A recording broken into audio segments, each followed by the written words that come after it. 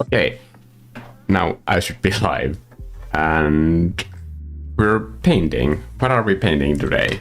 The white prompt from the ArtStart 24 art challenge. I'm actually gonna open my art prompts from this week, look at what we have yet to do. And I think the white thing could be a good place to start, because that will prepare us for the more advanced parts. And I'm gonna walk you through this white painting art assignment in the best way that I can.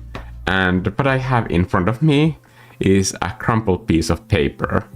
And as you can see, this room has warm lights and therefore the shadows look cool.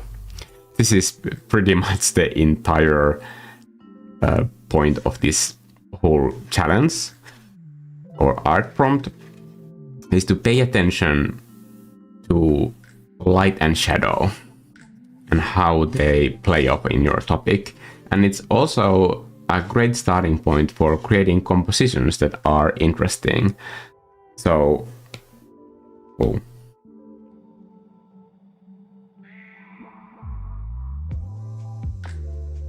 Just check, is this the right?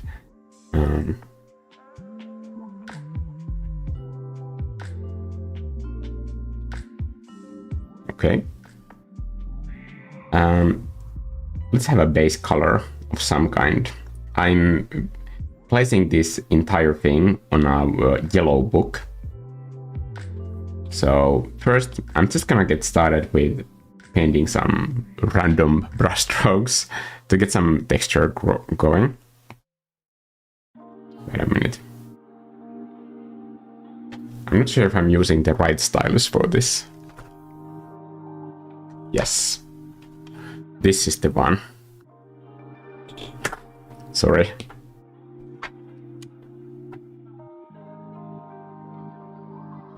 Luckily it's charged.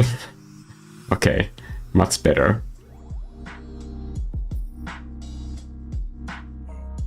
So I'm gonna be painting the whole thing on a yellow book. So here, one element that you might want to also consider is the composition. The composition starts when you have, for example, a reference that you're working from, is to have, first of all, an element placed so that it can inspire you to work. And I'm gonna make some few adjustments to my own subject, really close to the camera, but I'm gonna place it here.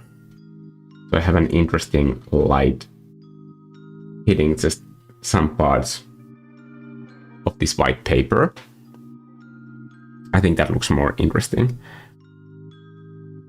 And I'm starting with these sort of messy kind of dark colors, and that's going to be the theme of this entire thing. It's just start dark enough so that you have room to build towards those lighter highlights. One reason why I chose to have this yellow book is, first of all, it's going to allow me to have a base color that bounces that yellow light on those white surfaces. The more desaturated any local color you have, and local color means that the base color without any shadows or lights modifying the way that that color looks, that's local color. Now, if you have a local color that is very desaturated, that means that the hue of the light source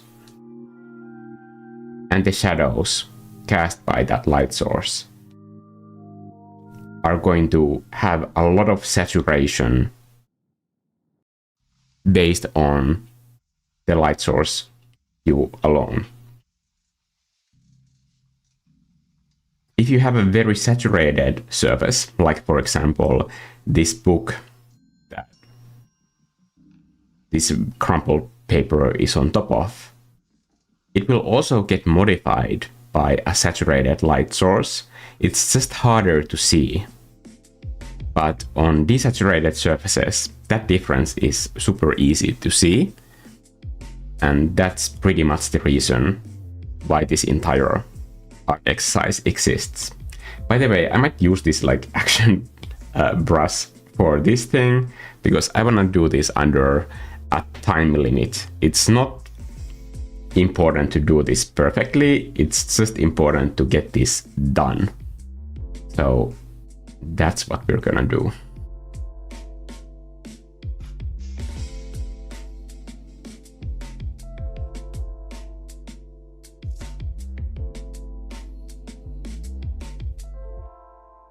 This is going to be my white color, this super dark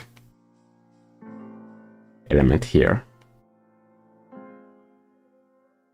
And I need to make even that yellow book darker than what I have here.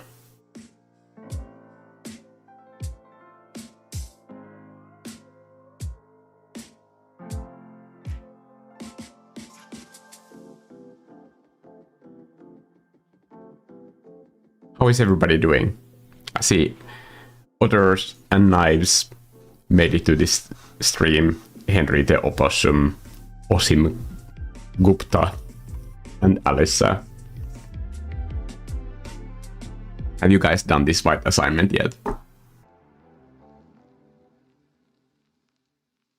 If you're like doing a lot of art in a row, I recommend having these sort of like referenced art assignments like in between those, because they can feel quite relaxing and take the pressure off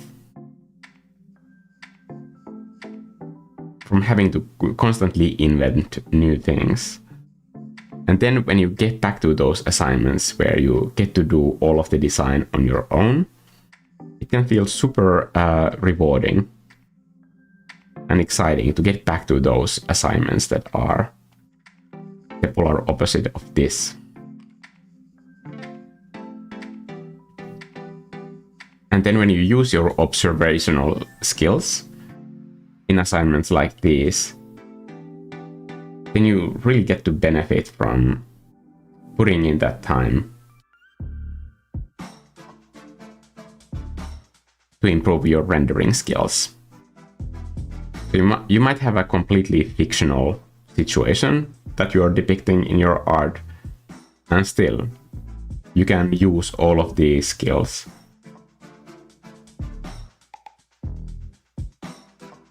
to improve even those pieces.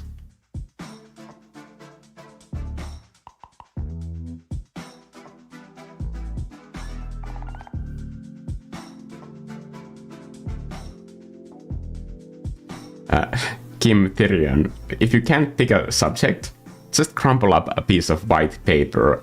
I promise you it's a really great starting point for this. And everyone's paper is gonna look a little bit different.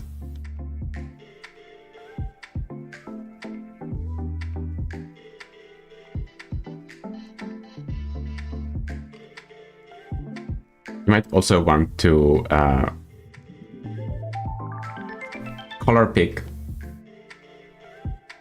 decide what your main light source is. My light source is around this color, maybe it's a bit more reddish. So I'm gonna do that. And I have this cyan light that is also bouncing on surfaces here, which is making this a little bit more challenging for me. Hopefully you don't have multiple light sources like this, but that is coming from this direction, and specifically it's coming in this angle.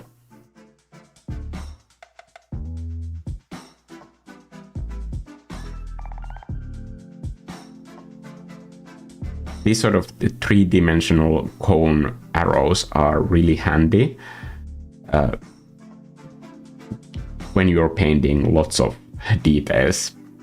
This is not going to have lots of details, but when you're painting something that has the tons of details and it's a longer project, when you have marked where your light source is coming from, then it can really help keep things consistent, because I can't tell you how many paintings I have done where I have simply just forgotten if my light is coming from in front of the subject or from behind it. And if I have a cone like that, I can just reference like that is what I was doing. It makes it a lot easier.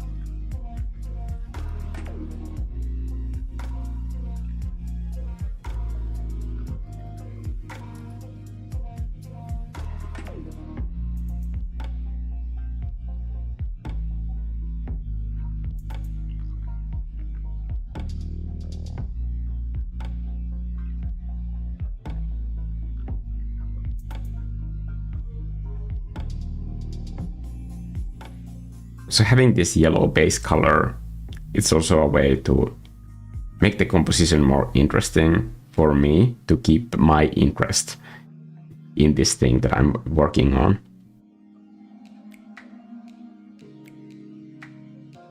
When you have a longer project that you're doing, hopefully this won't be a long project, but if you do, then it's totally fine to kind of like admit to yourself at some point if you are starting to lose interest in the thing that you're painting. And I think this is a kind of a younger artist or a beginner artist thing, that you have this great idea in your head, and then when you're trying to kind of like fit it into canvas, it turns out that that idea doesn't look that great in painting format. And you're starting to kind of like lose enthusiasm for it. In those sort of situations, I think it's better to just like face the fact that you're not excited about it and think what you can do about that situation from that point onward. If quitting is not an option.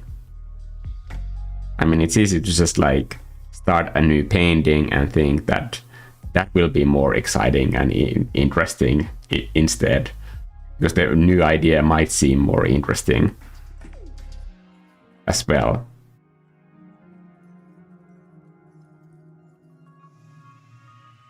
But if you were committed to doing the painting that you have now lost your interest for, just think about the options that you have in front of you. Like, what kind of methods could you use to get back to like being interested in this thing that you're making?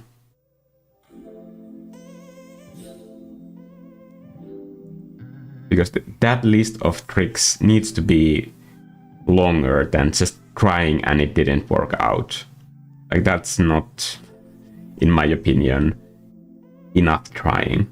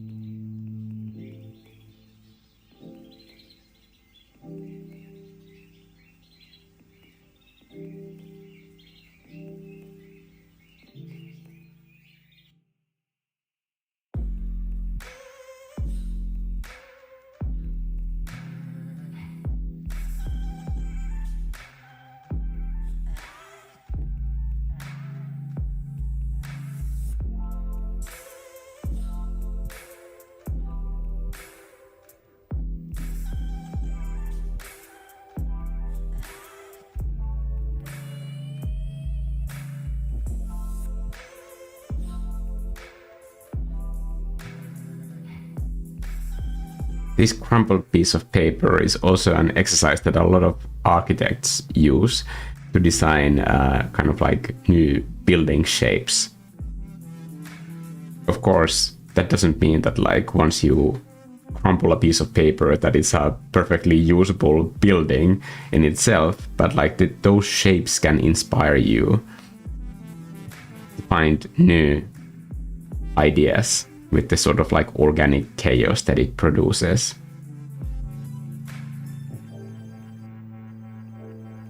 And that could be one way to like take this exercise and turn it into a working design.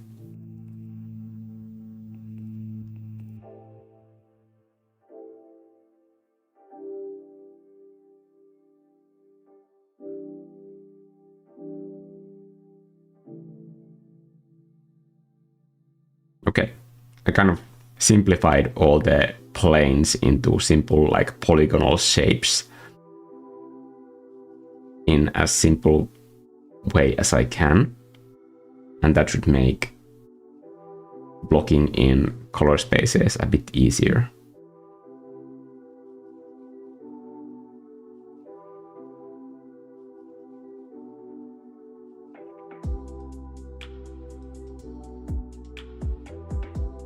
I also recommend when you have a physical reference point when you want to paint something is to just like put it at an exact arm's length away at least.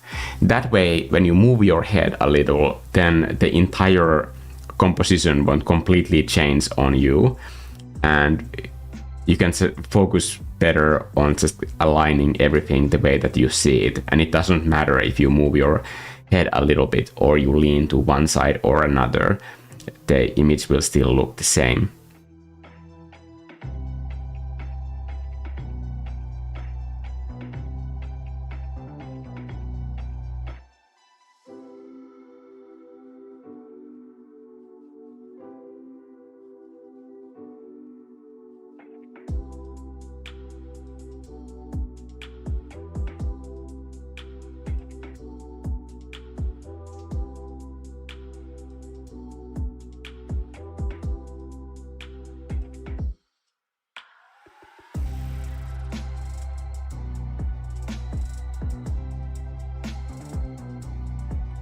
Okay, now I'm gonna color pick some of this white, and with this action brush I'm gonna mix it into some of these blue surfaces to find something that could work as a starting point for that light color.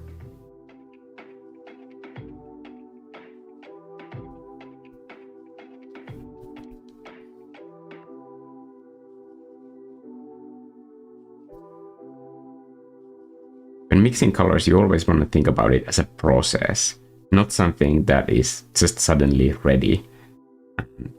Then you can paint the entire painting with the colors that you have chosen. Like finding the colors is almost always a process.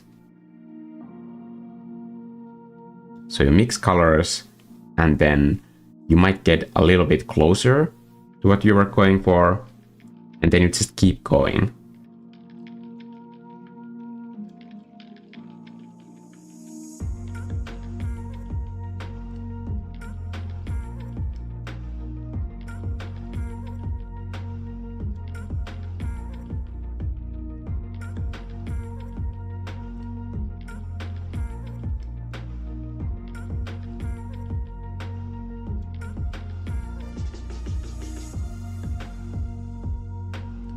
I might want to increase the resolution a little bit because I usually start these quite small.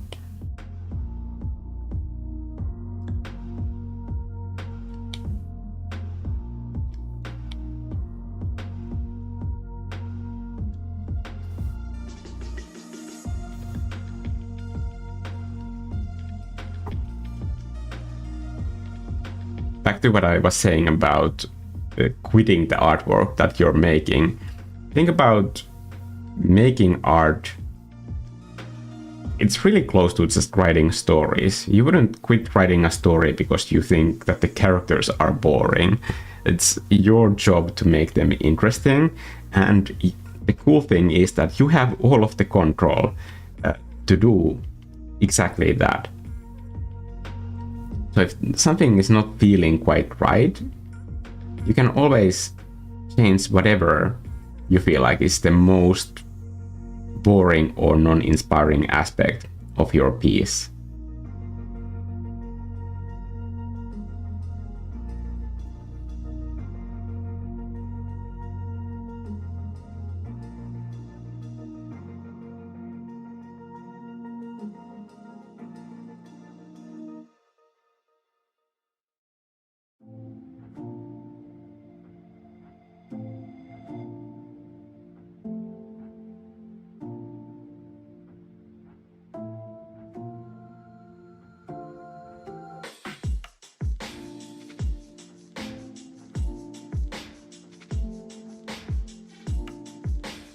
With digital painting, if it starts feeling like scary in a way that you have already put all of this energy and effort into the painting and you feel like you might ruin it if you try something crazy, one thing that you can always do is to just duplicate the entire file. Duplicate the entire file and just make a temporary sketching phase, like just flatten everything down in this new duplicated file to a single layer, and then it's quick to do like fast changes, just like paint over it, like without even caring how the end result looks like. And if you can find something that like, oh, that would be an interesting direction to take this whole piece towards, then you can just like go back where all of your layers and your neat layer structures are, and then just use that design to make those design changes to your new piece.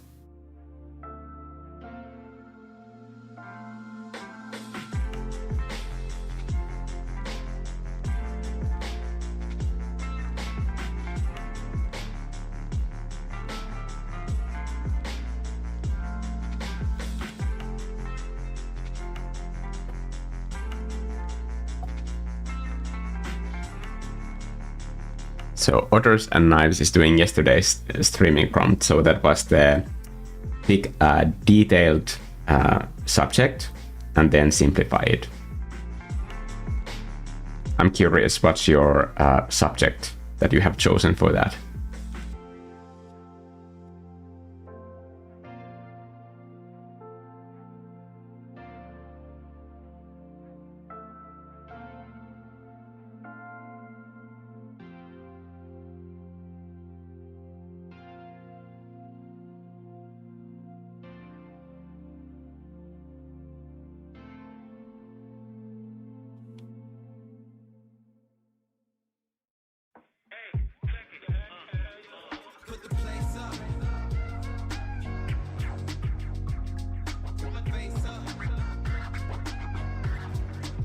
I don't need all of this empty space.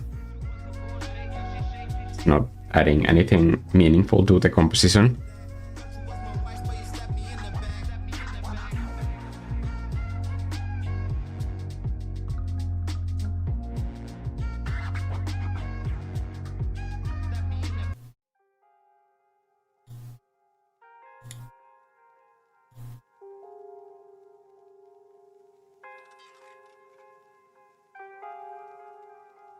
Whoa.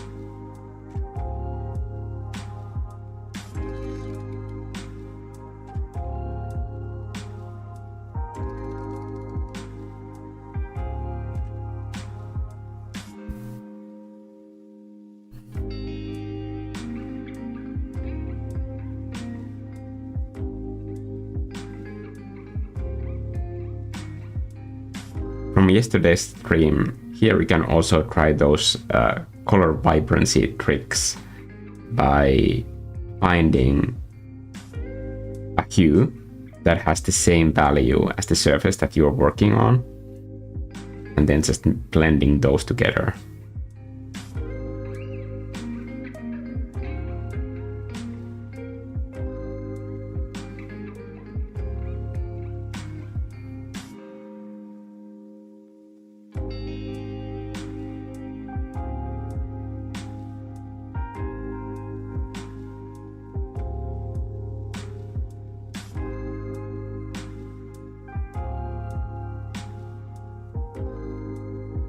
You can also try to leave small little gaps between your brushstrokes, and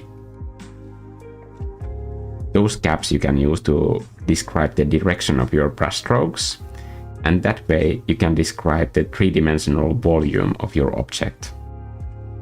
Here I'm adding a little bit of bounce light from the book to this side of the paper.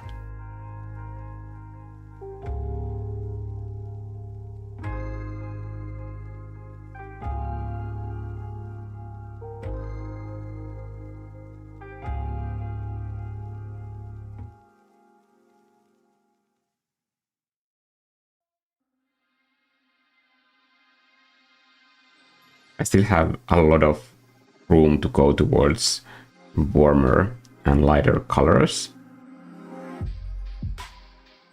and that's gonna come in handy on these top parts.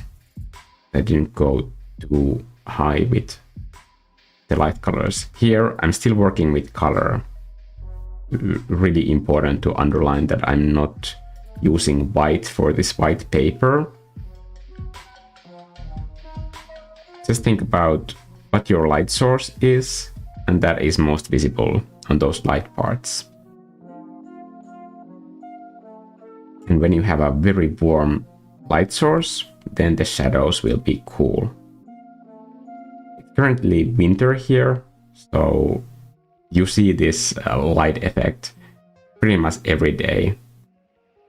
Just now when I was walking out with Vivi before this live stream, you can see how the warm street lights cast these cool shadows on snow. It's been a super snowy day today and yesterday.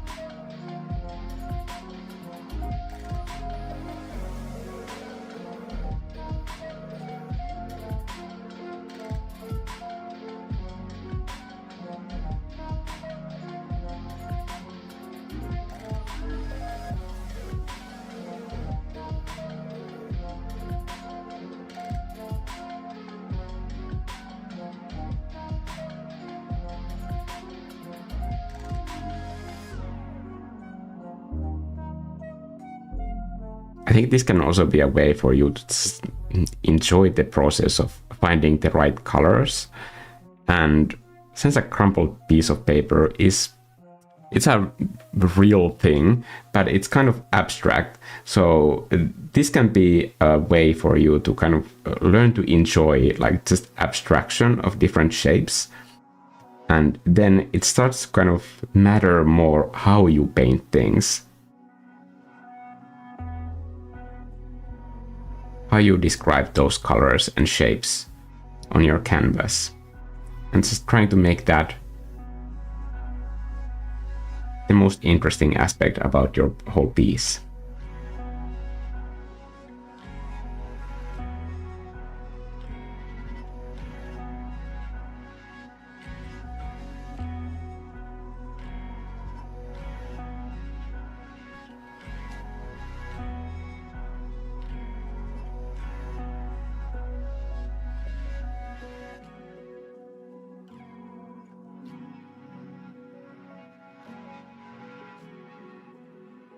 I'm gonna be in a hurry to get this done.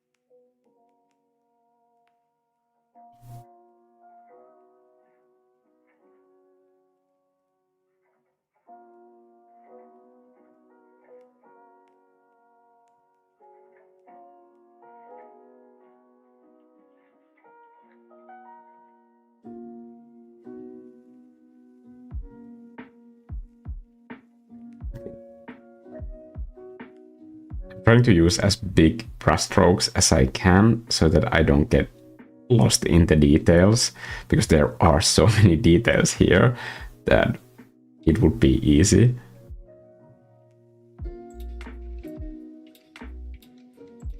I think this is kind of more difficult for me than the simplification from a tree, because the entire shape is so abstract that just getting like readability in it is just really tricky.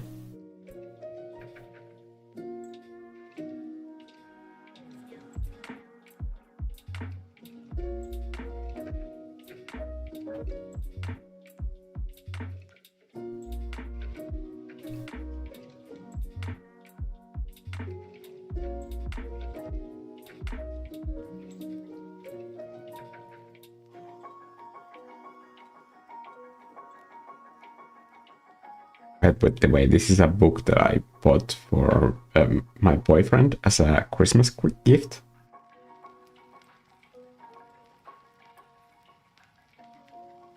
I'm I'm not the kind of person who burdens people with books, but he specifically asked for this book. Apparently it's really hard to read, meaning that the text is kind of heavy.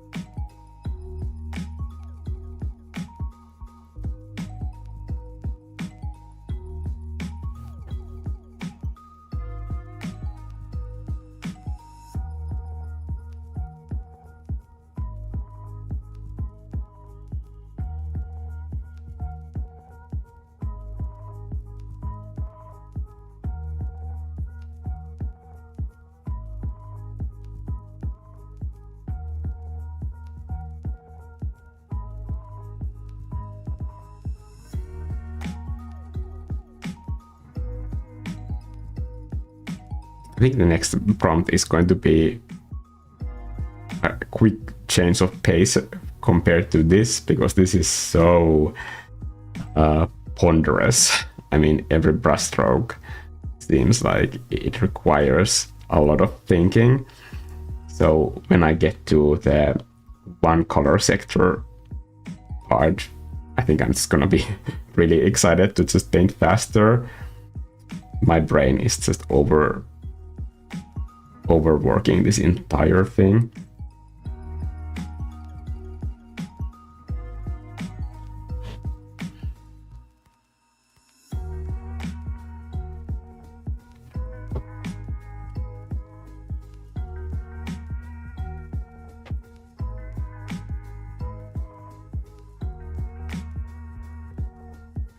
So on this yellow, I'm gonna color pick my light source so that I see that my light source is in this direction.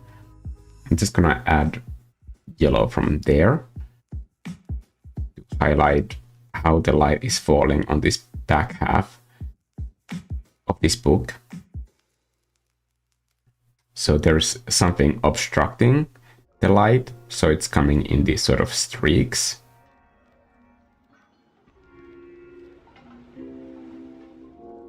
So I'm first gonna motion blur it and then Gaussian blur it.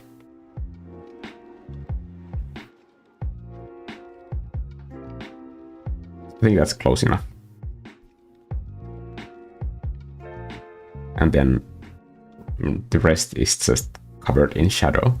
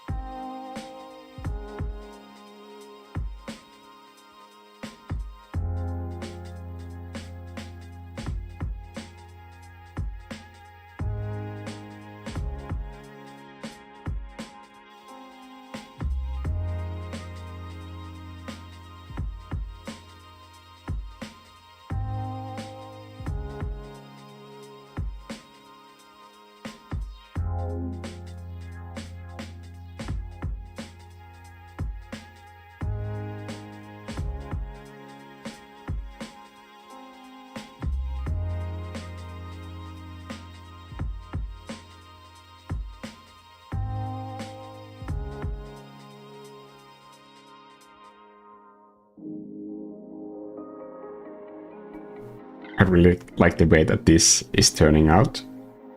There's such a mess of colors, but yet it somehow communicates what I'm seeing here in front of me.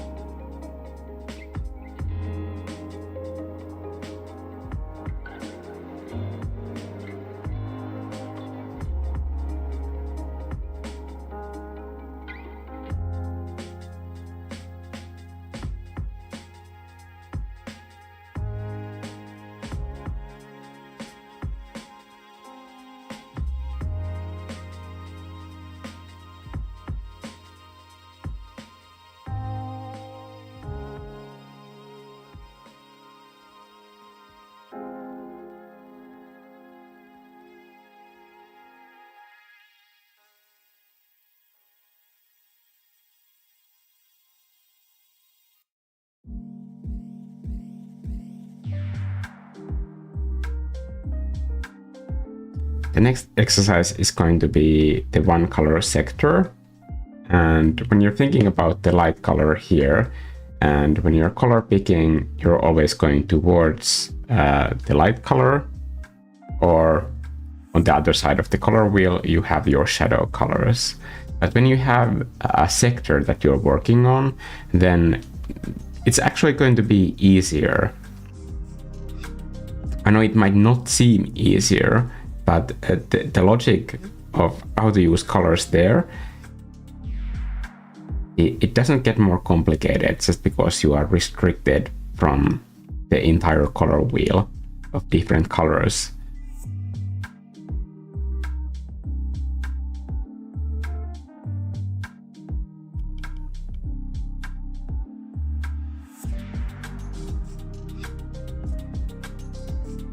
I think I'm kind of getting more confident with these sort of streaky brush strokes.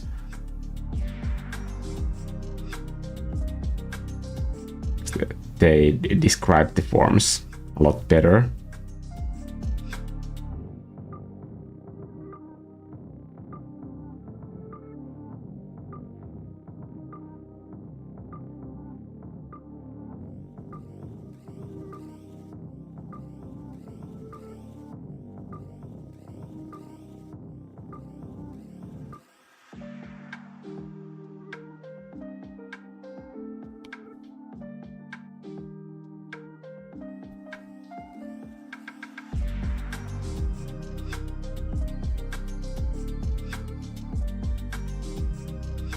Here there's one triangle that is facing directly towards the yellow paper. So the yellow color is being reflected on it. But I want to have some progression, so I want it to start from brighter yellows. And then paint the reflected light so that it kind of disappears up here. This is still shadow, so I'm also using the shadow colors.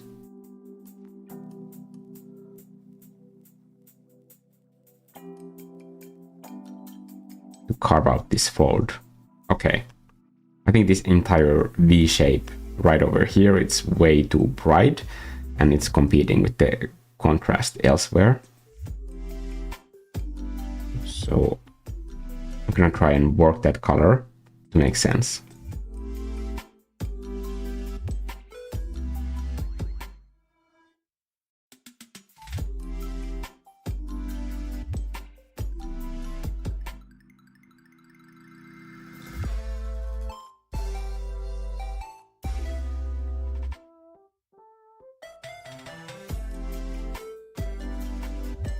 I think the one good thing about me as a painter that I like is that I don't get too precious with any single area in a painting. If it doesn't work out, I can just completely paint over it and I don't feel bad about it. I think it's more important to get to something that I can be happy with instead of just trying to salvage something that just doesn't work.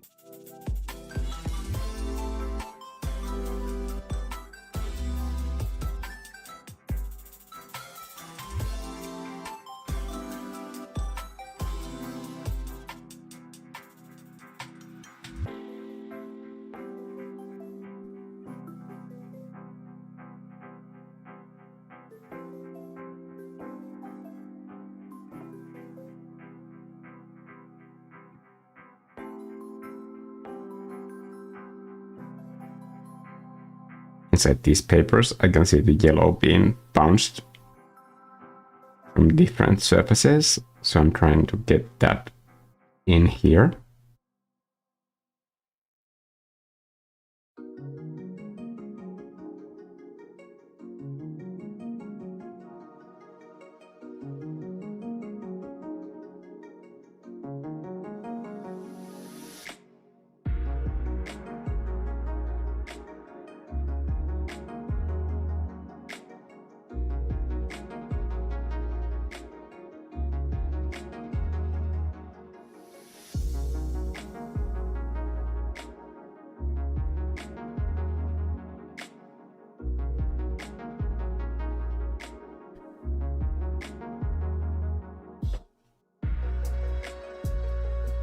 Do I still have coffee? Yes.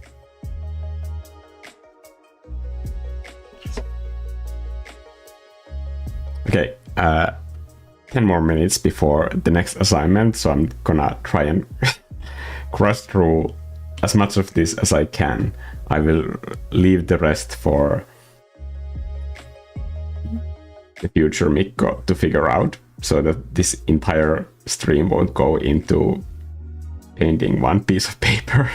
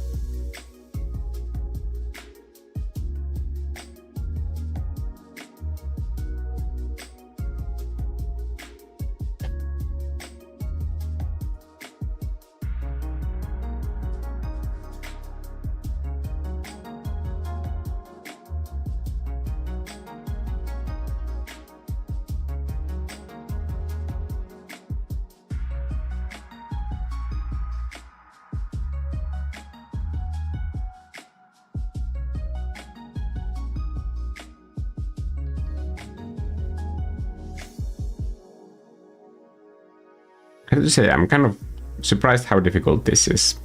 So, next time if I did this, I would definitely have a simple piece of paper that I'm folding into a crumple. This a whole piece just seems like really, really tricky for me. But I think that's always a good sign that like you're doing an art assignment that you don't quite have the skills for, and when it feels difficult, that means automatically that it's useful. I haven't done this sort of material rendering with paper. I don't know when.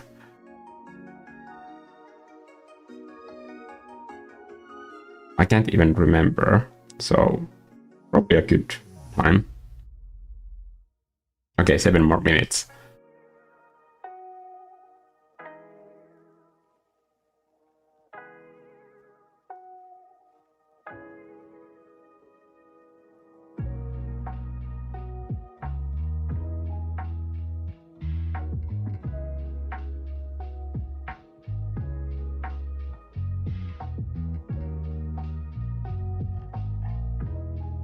Okay.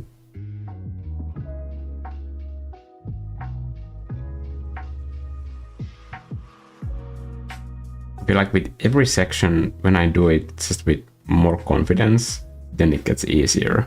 But if I start second guessing, like, should I do softer brushstrokes, then it always starts looking worse.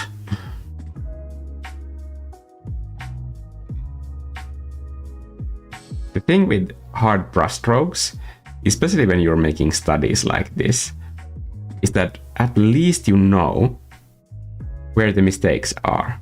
But if you have just soft brushstrokes all over the place, it's really damn hard to figure out what to fix, because you can't even tell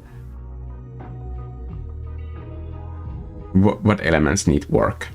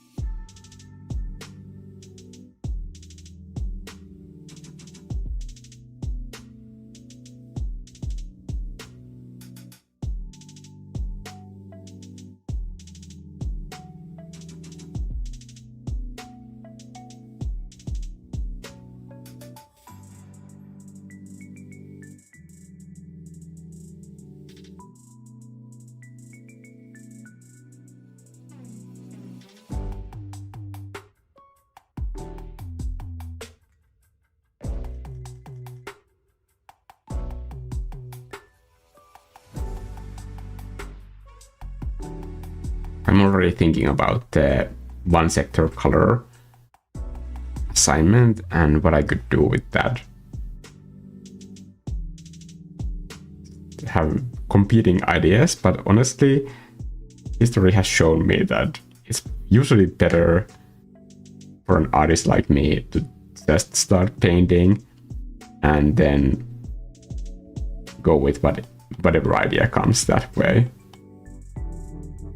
Because if I overplan it, then it might not feel like that surprising to me anymore when I get to the painting part.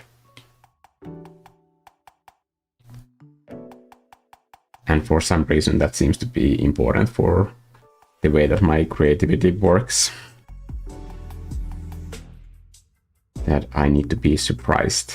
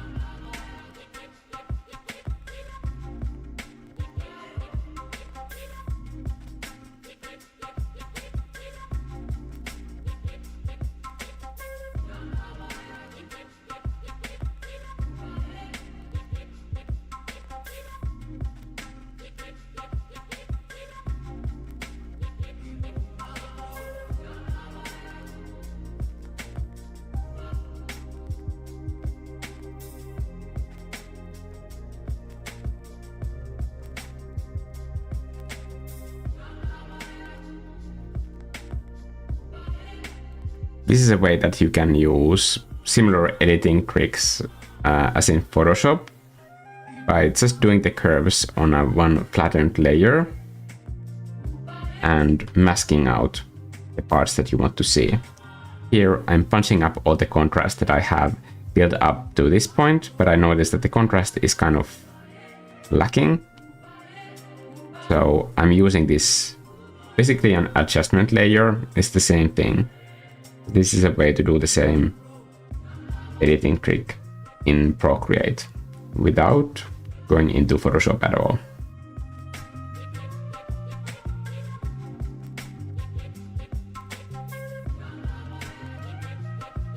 And now I'm doing another duplication, and on this layer I'm doing the cold version, cranking up the blues a little bit and greens.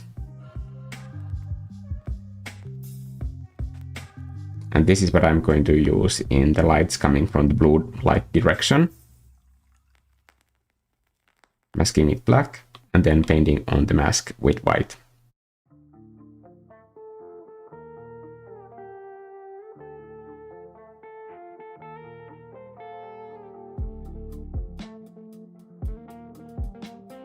Just focusing on the areas where I have the brightest blue lights.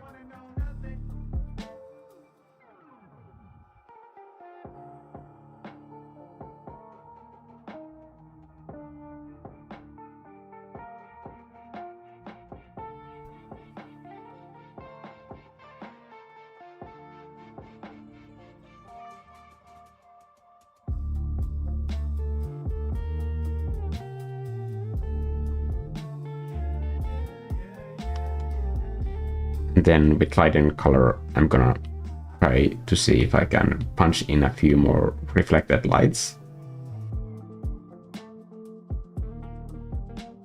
in the areas where I see that effect.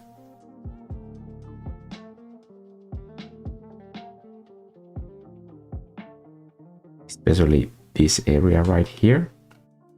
make sure that this is a clipping mask. So I'm gonna go over here and set it as a clipping mask.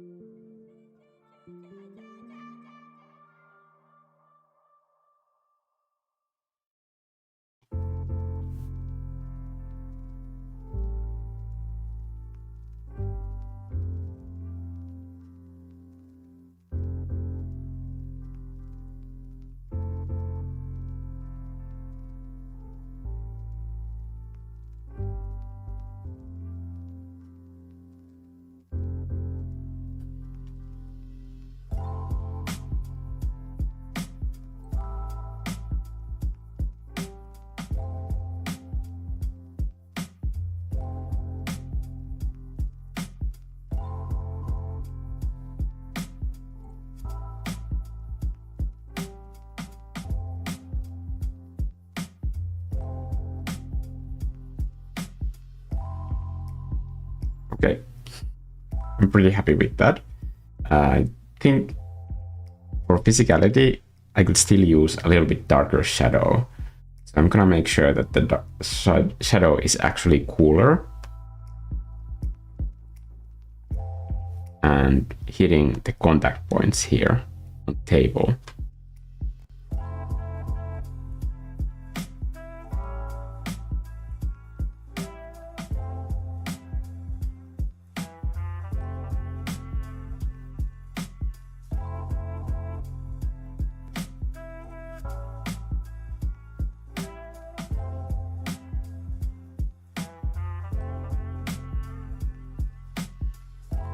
Just with that added like hue variety, like that was for me the thing that I needed. And now that I see it there, like I can just like see the potential.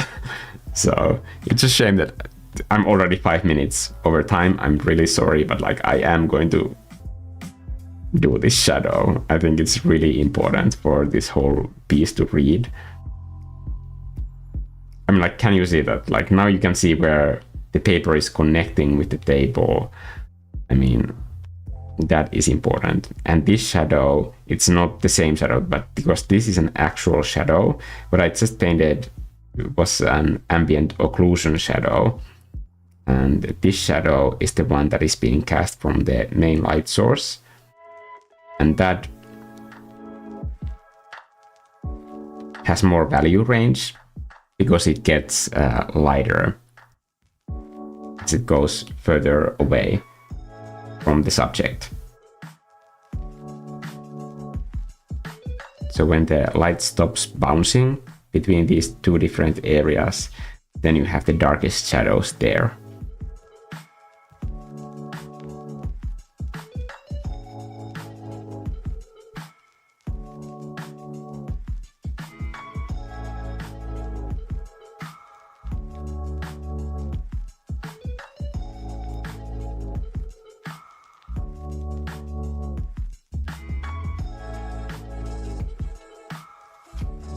Okay. That's a crumpled piece of paper. Let's make something with one color.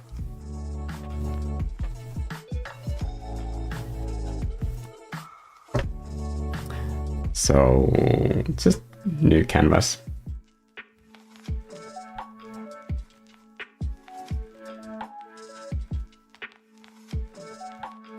Make sure that this is an RGB.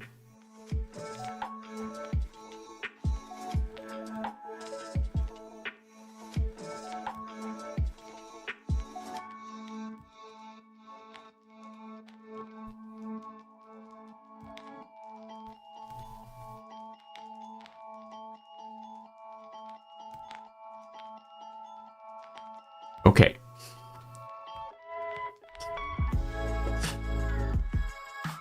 So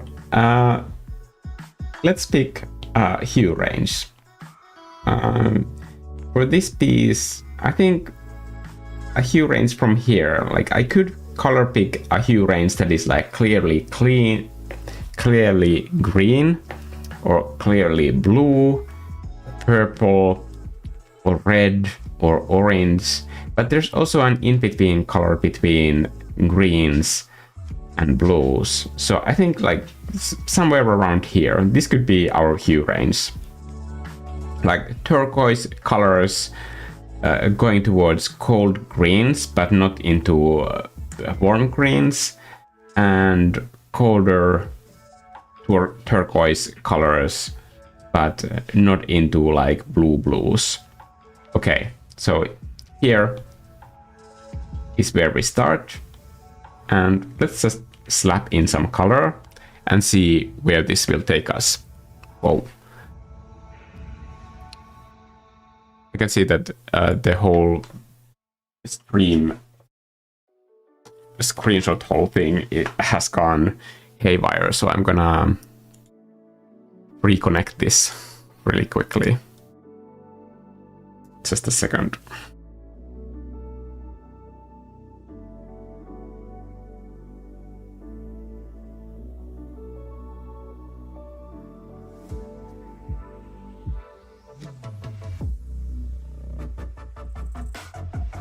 Okay. Just making it a little bit bigger.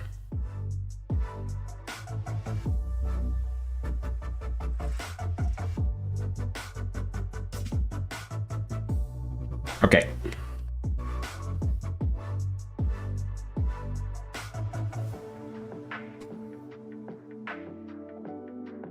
Now, when we're painting with these colors, it's really important to decide what your light source is. I mean, in the beginning, you can just block in with whatever colors you want.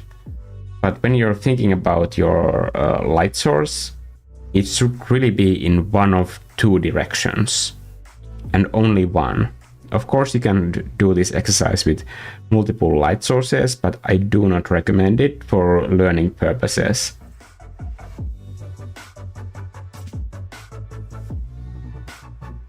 So let's just do a really quick box.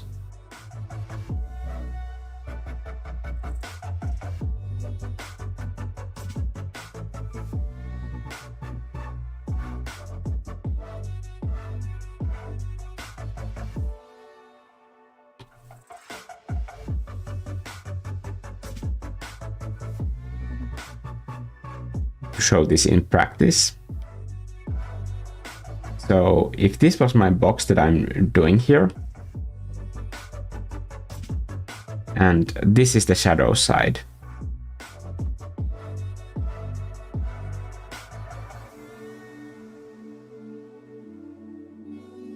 and this is the light side.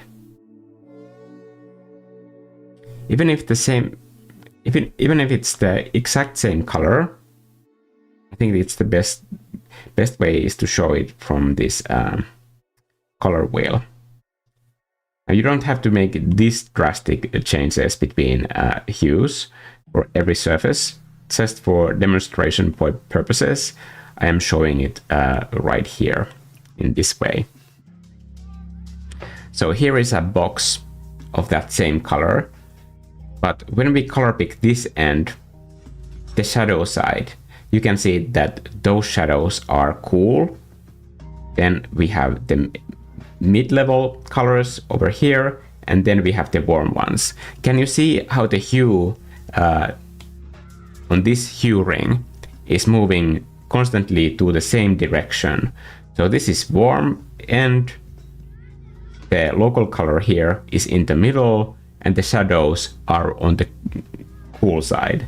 So when doing a painting like this in this one color sector, you need to decide in which of the two directions your light source is. And then the shadows will just be on the other side, because there's only two directions that this hue can go towards.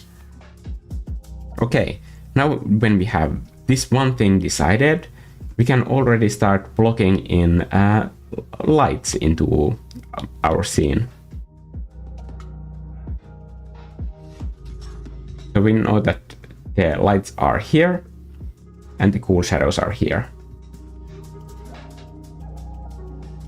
How large or narrow you make this one sector exercise is up to you, but I recommend like sticking into just like one color when doing this for the first time.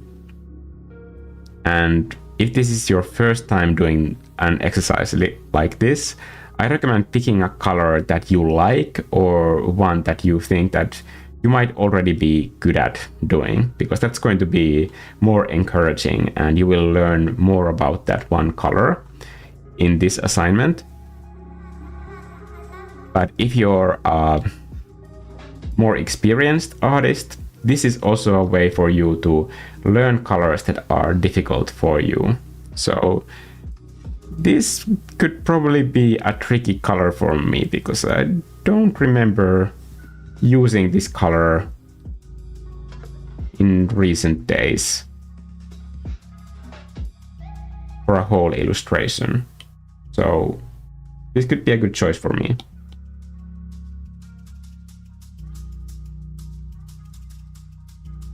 So now I have just blocked in light, and I'm gonna create a new layer and then just see what I could do with this.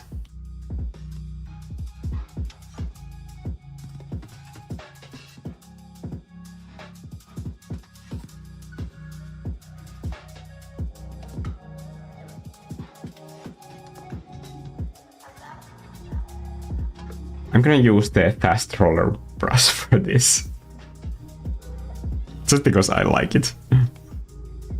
I feel like I should say sorry, but I'm not sorry.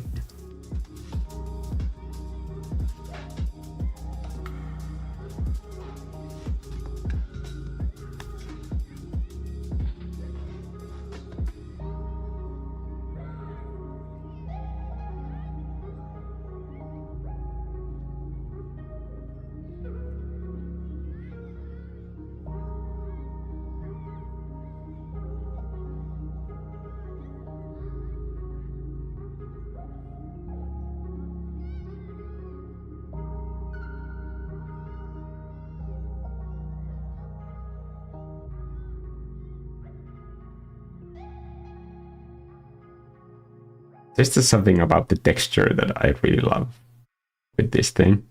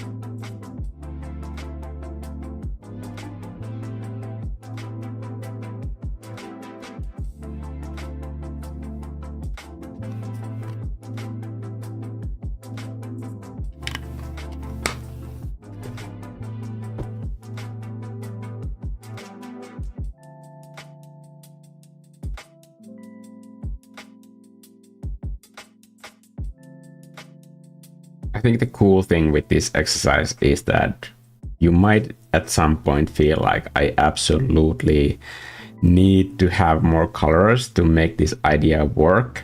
But if you just stick through it and try to assign meaning for every one of your value ranges, your saturation ranges,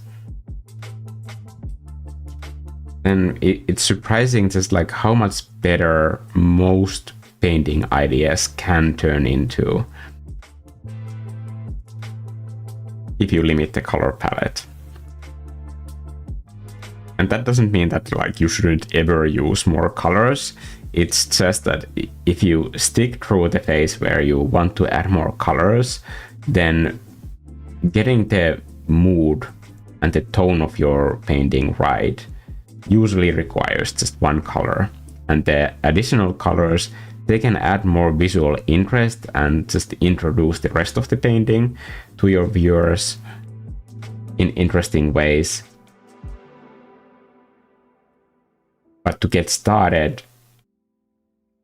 it's usually very motivating when you can kind of get the mood in the painting first, and then the rest is just like fine-tuning that thing that you have already kind of established with those first colors.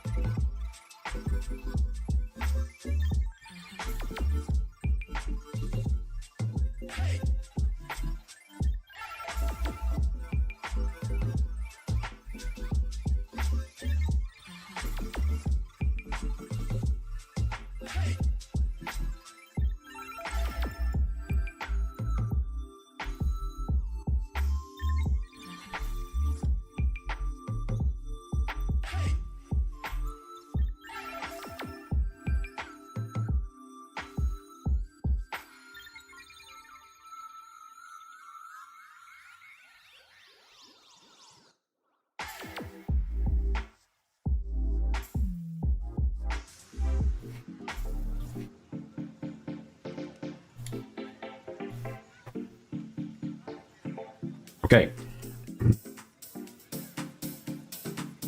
Just need some more tempo. It's getting late here, and I still have paintings that I need to get done. So I'm gonna find out what this whole building shape is. I don't think it's too early to say that this looks like a structure of some kind. And I don't know, like, there's something interesting about having these like big dome-like shapes.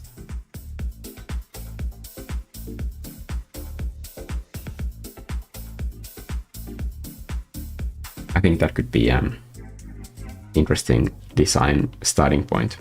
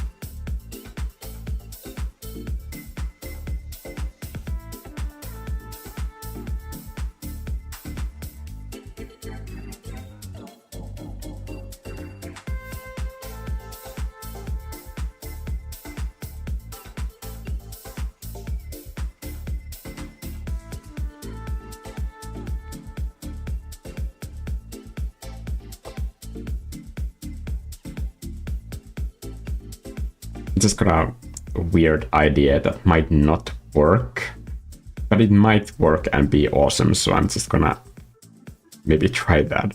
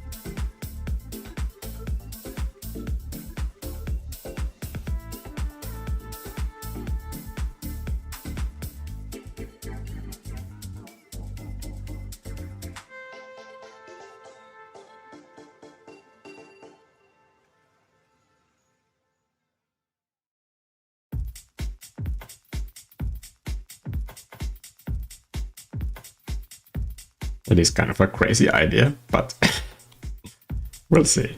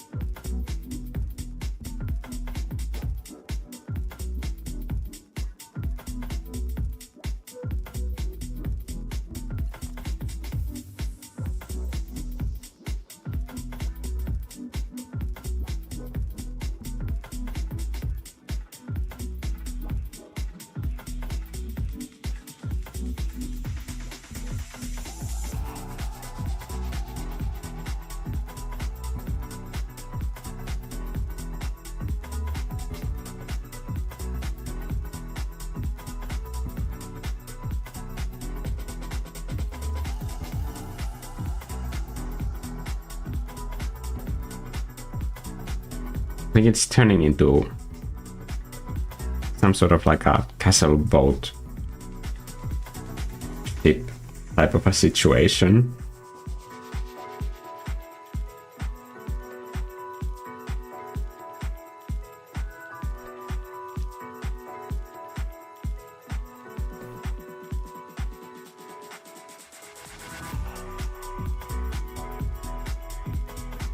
Maybe having like a drawbridge here could be cool. How can I make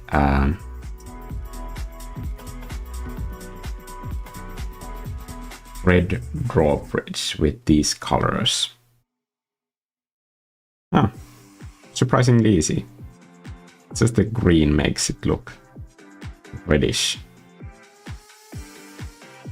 And I do the same thing in darker color.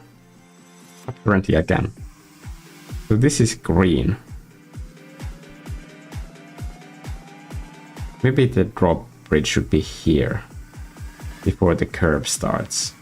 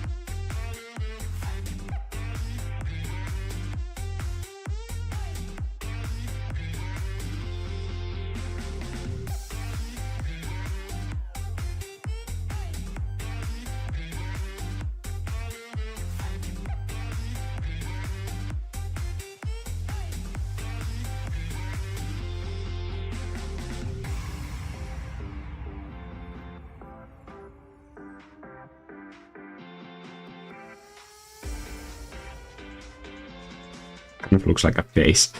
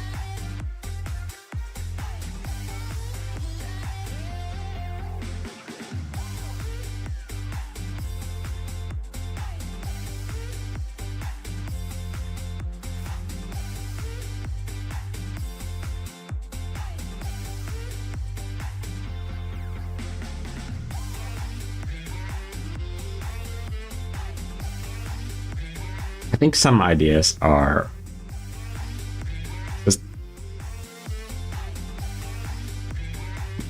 really abstract, and in those cases like this, it kind of like challenges the artist to explain more.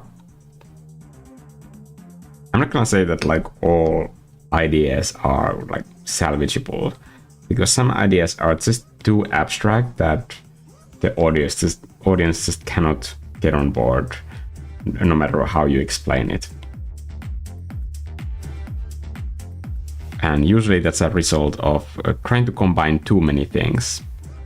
So if you have two elements, like airships and castles, in this instance, the design problem clearly for me is that I need to explain the castle better,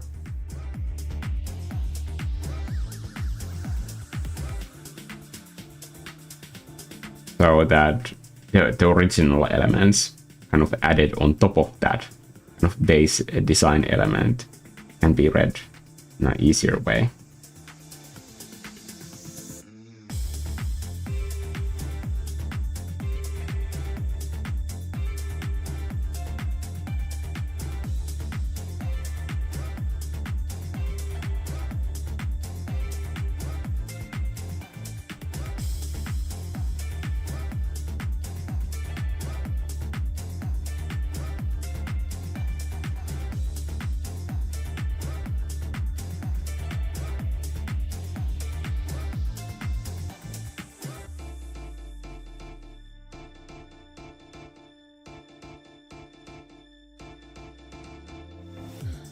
when you're making art for yourself, I think sometimes it's better to just explore those crazy ideas.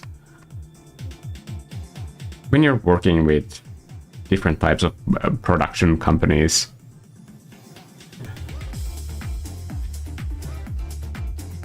it can be kind of demotivating to always have people tell you that your ideas are too crazy.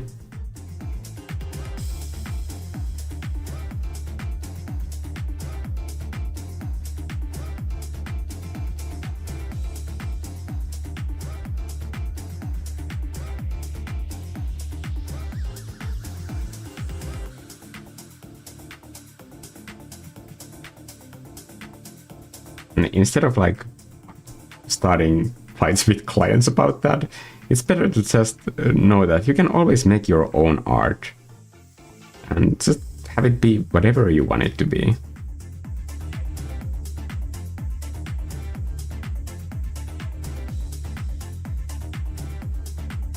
I wish it didn't look that shocked all the time. I don't know if I can change the mouth shape into something easier.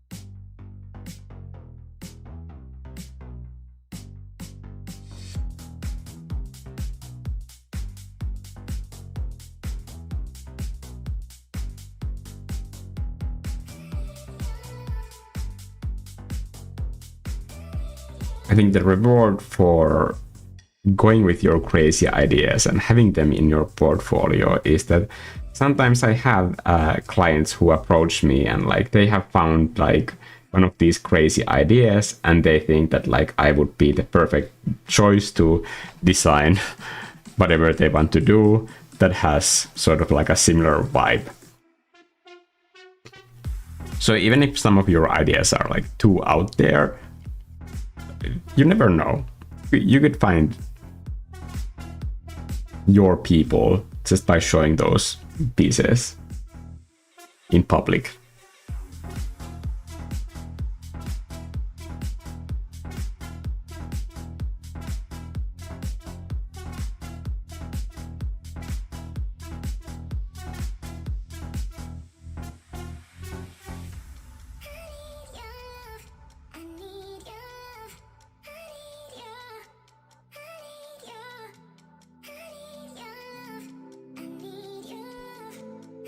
Okay, I'm gonna have this green thing reflect light up here.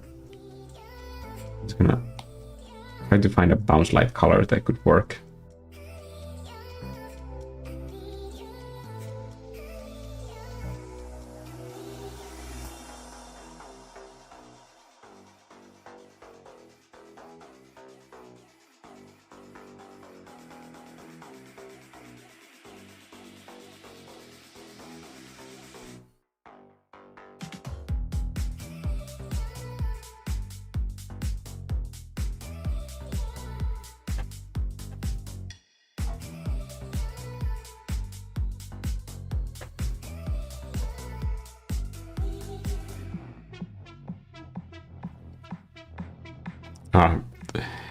John Knapp is saying, I've noticed that when I paint castles, that part of it either looks like a face or an outlet here in the USA. Gotta love it. If it almost looks like a face, you can fight against it, or you can just go with it. I mean, this is a menacing, evil castle with bunny ears, so it needs a mouth.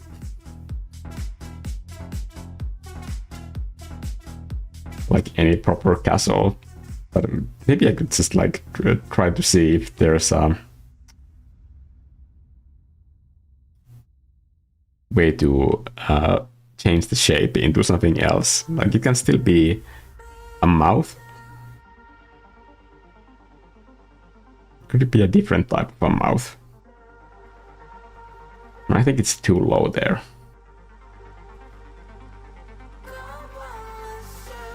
What if I'm just have it completely upside down? Like this. Now it looks really excited. Yeah.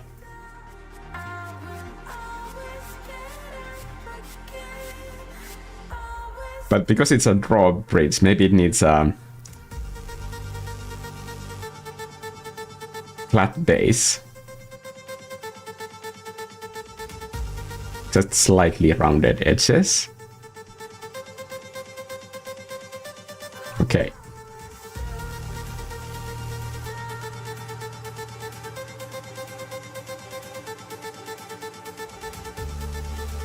You don't want this castle to be attacking your neighborhood. They mean business.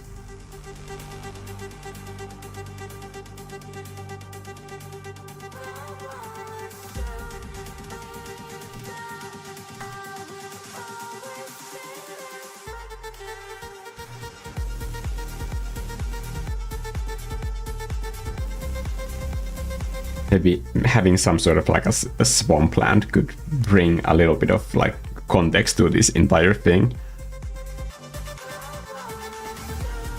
in the foreground.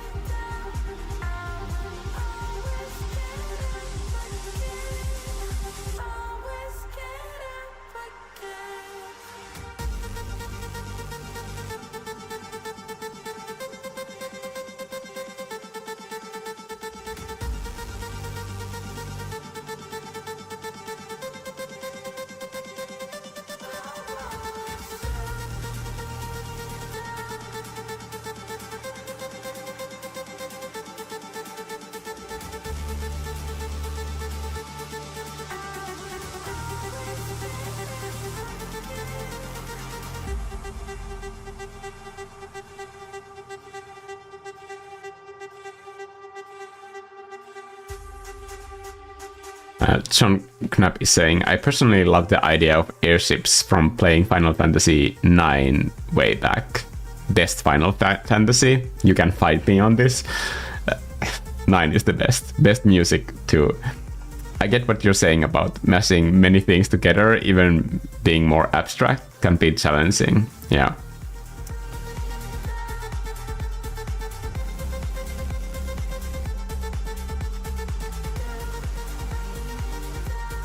I mean, just because the person who commissioned this massive flying castle could be evil, it doesn't mean that the architects who planned the whole thing have to be. So maybe they like this sort of shape language. And it's not their problem that they have an evil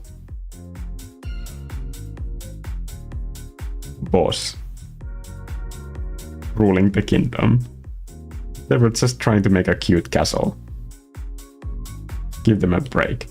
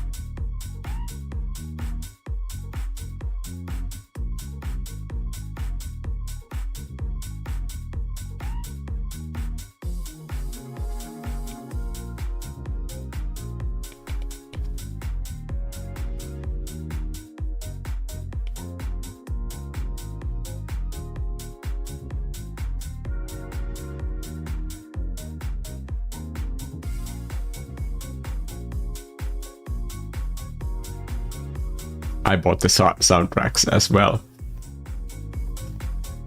In fact, I'm such a massive fan of Nobuo Uematsu that I have multiple Final Fantasy IX soundtracks. Of course, I have all the others as well. But Nobuo Uematsu was the best composer Square Enix has ever had, and nobody else. It's impossible to think that anybody would be able to replace him in any way. It's just like his contribution to the entire like video game soundtrack music industry, just culturally, from the time that he started working, is so huge that sure there are like plenty of like very talented musicians, but it's just his impact on the entire industry is so huge that I don't think anybody will come close to matching that in just like historical importance. There are plenty of like other great composers for video game music. One of my favorites currently is Austin Wintroy, who has composed Abzu and Journey and Pathless recently, I think. All of his soundtracks are great. But I think the games from Giant Squid are ones that like really give his music kind of like the platform that it deserves.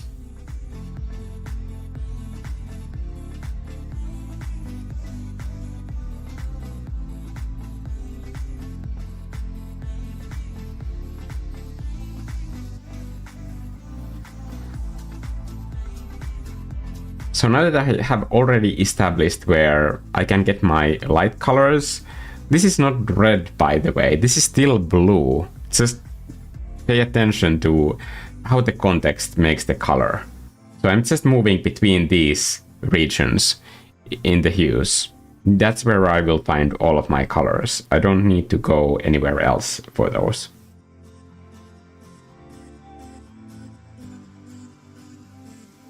I'm gonna clean up this ground plane.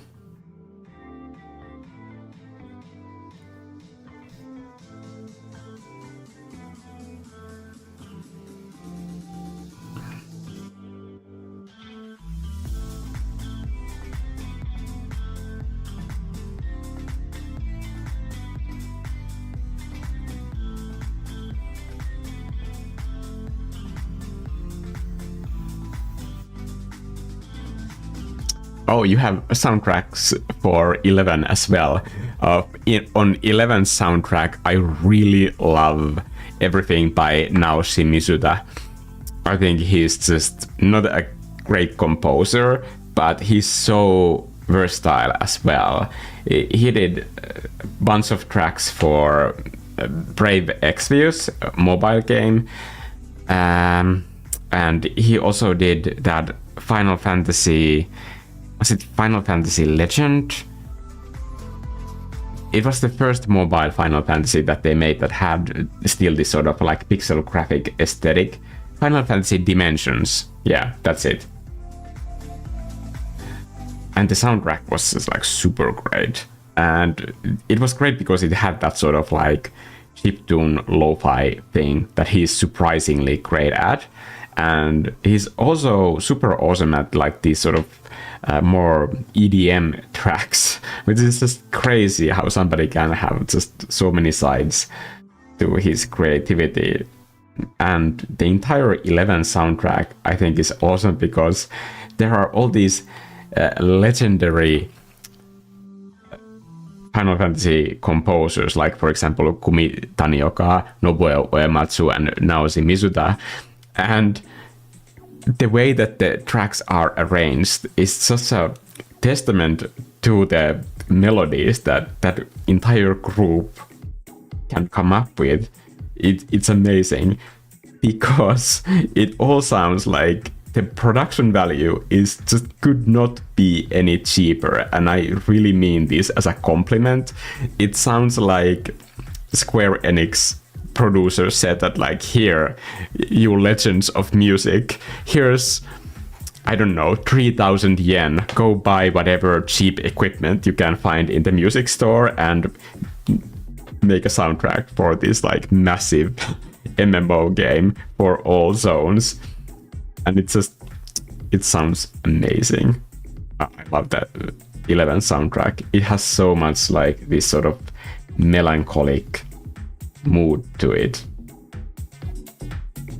I can't think of anything else that like captures like that sort of like a dead and desolate mood that well as 11 soundtrack does. And such a hard sell, honestly. And it fits like the entire world of 11 so well.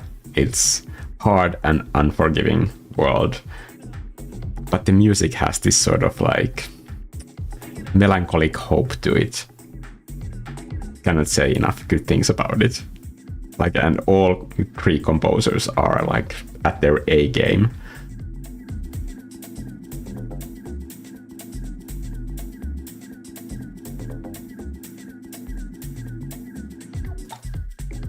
Jake Nameson is saying focus groups for Evil Overlord found that oppression went down easier with small but significant rate when said oppression was delivered by a bunny.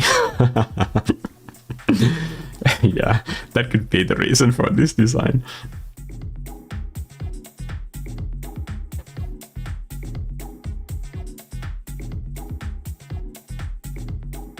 I think I need some clouds.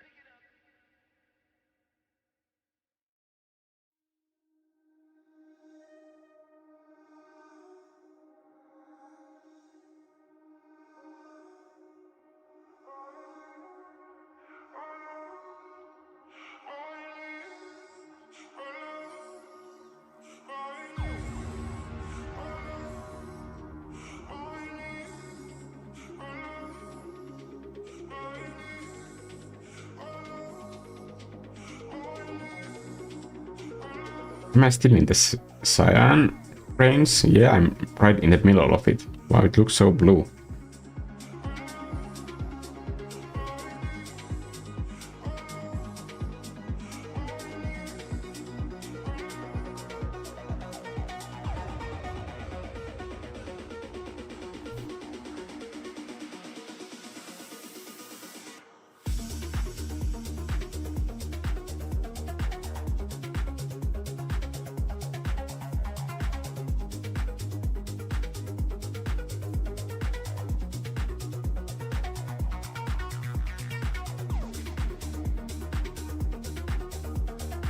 Just doing really light brush strokes. That way I can get more of that brush texture to have the previous layers kind of peek through and build that sort of optical color blending.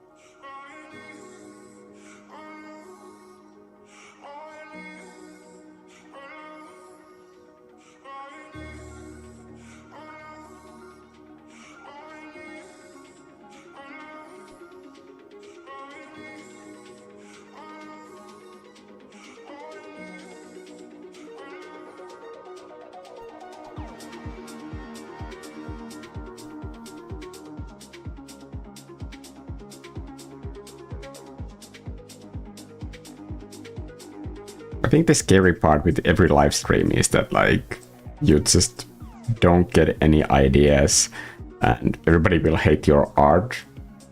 I know that nobody cares about my art that much that they would bother hating it. But on the flip side of that coin, you have moments when you just like go with whatever craziness that you're going with, and then you can get excited about what you discover at the other end of that. And I think this is one of those ideas that definitely fits in my range of painting ideas that I can get excited about. I like these brown colors that are green. Like, can you imagine that these are brown? I mean, like, these are green colors, these ones, in the drawbridge. So, it just blows my mind. Anyway, now that I have found those colors, I can use them, or even darker versions, to create a little bit of like structure to this wing part.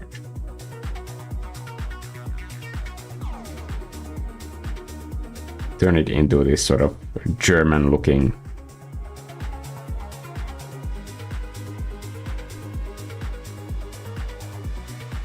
ornament part.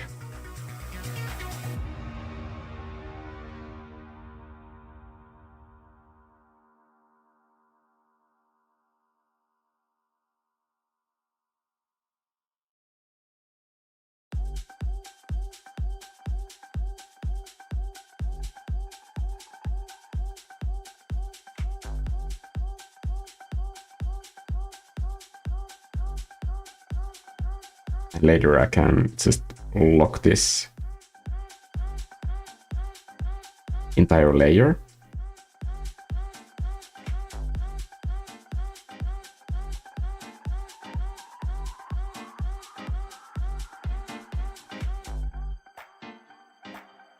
To paint lights over it.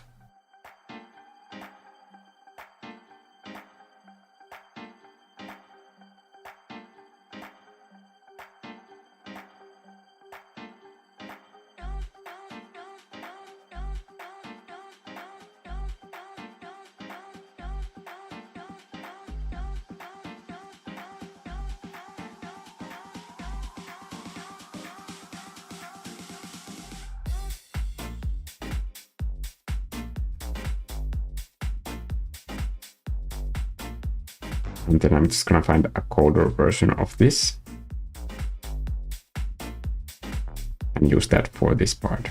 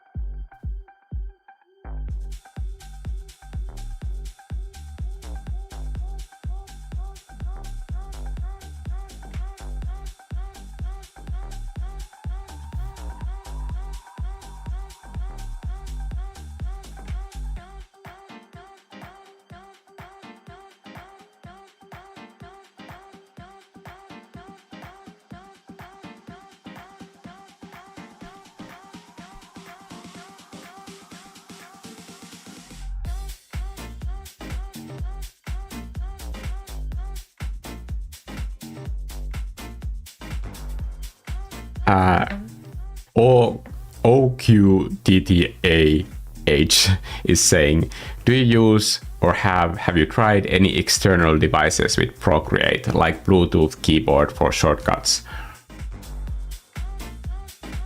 There was this one company that tried to push this product specifically for keyboard shortcuts. And they were really aggressive about like having this sponsored video. But the more that I kept thinking about it, and I just don't have a need for one, honestly, because I think already in the way that Procreate currently works, all of the shortcuts are really fast to trigger. So I just don't know what the point of that would be.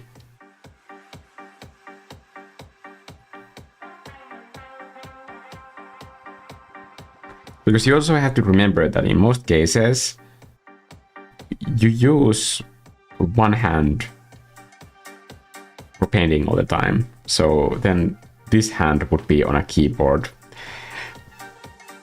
I don't know, it just seems like the Photoshop way of painting, like I used to do. I mean, I've done that professionally for over 10 years. And I don't think it's faster. I think it's only faster when I'm editing, and then I'm using Photoshop on a PC with a keyboard. But this is not editing, this is painting. So I don't know if that answers your question, but I think it would have to be a very specific type of a situation. I'm not saying that like those sort of devices will never have a reason to exist, because one thing that I'm personally excited about the growth of iPads with new versions is the possibility of maybe someday 3D programs like Blender could come to iPad. I mean, there are already 3D applications, but I don't think they have quite managed to capture the audience yet. It's still very new, but I don't think it's a long ways off before we have 3D applications that are just as good as something like Blender.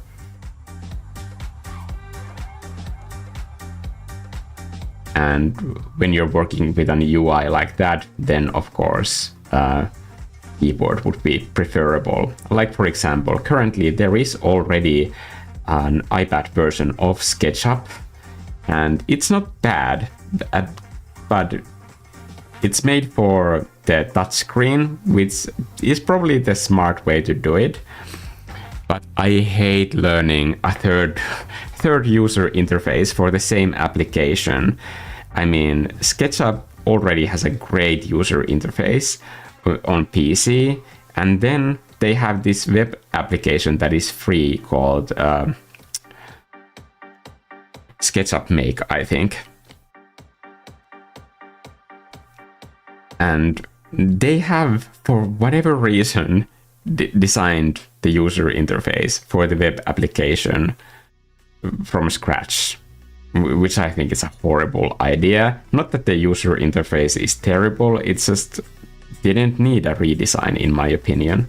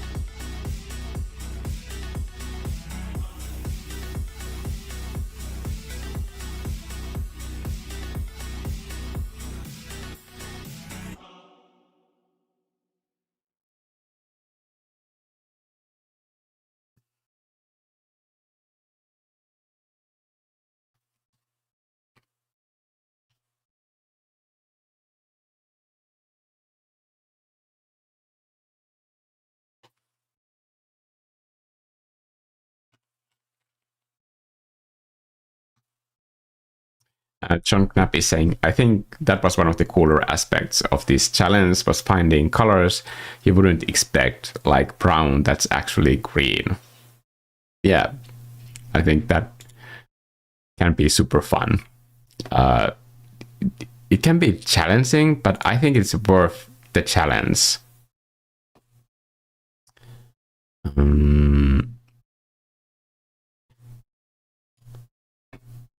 This is creativity playlist. I'm sorry that the music is so all over the place. It's just tracks that I like, that I have chosen for different playlists, and this is such a long stream that I can't stick to a theme. Sorry.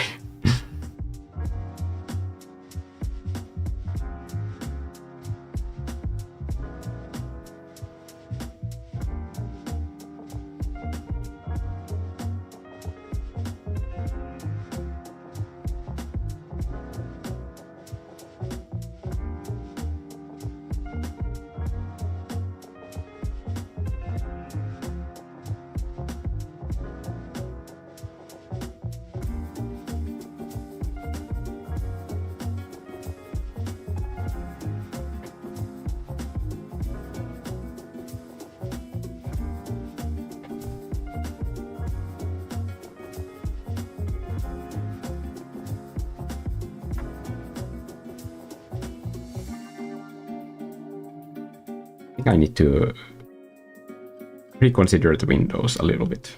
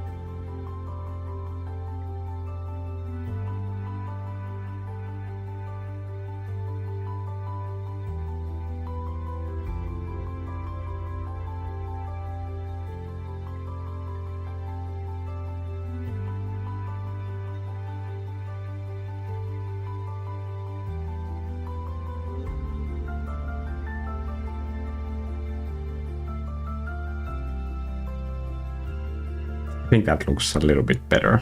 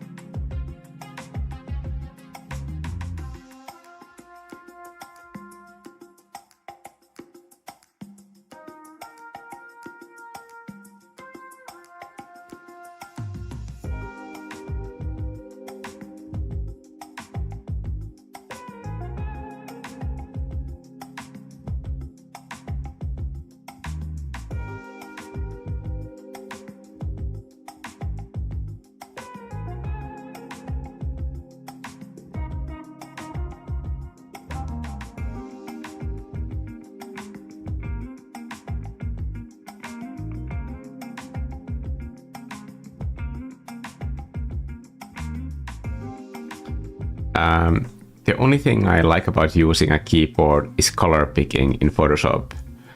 I think color picking in Procreate is much faster. And to do that faster, you need to go into this wrench icon, preferences, and go into gesture controls. And then in the eyedropper section, set your delay to 0.12 seconds. And then you won't have to wait. And this will make the entire painting so much faster. So here in the last slider, touch and hold, you want that time to be 0.12 seconds to instantly get to the eyedropper. And that is faster than pressing Alt in Photoshop.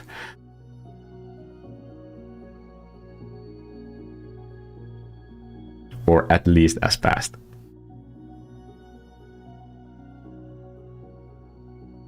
I wonder if I can see the other side wing in this angle. If it starts from here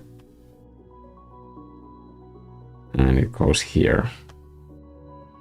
Might be really faint and tiny.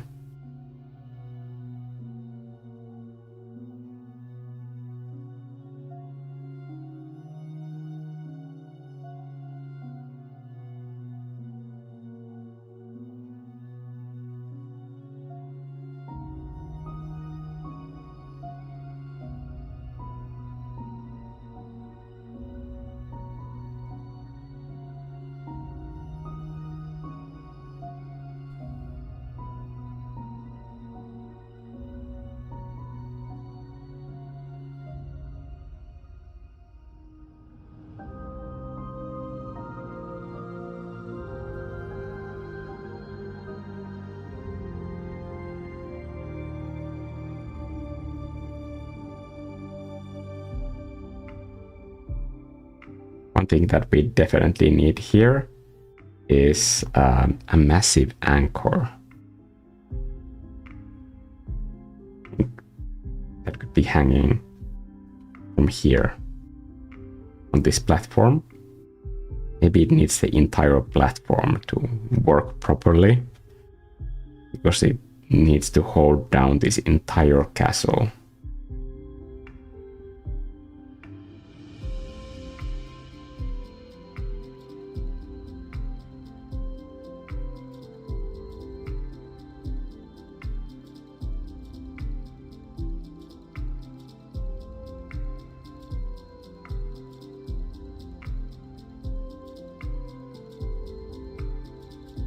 Gonna get rid of those trees in the foreground so we can see that.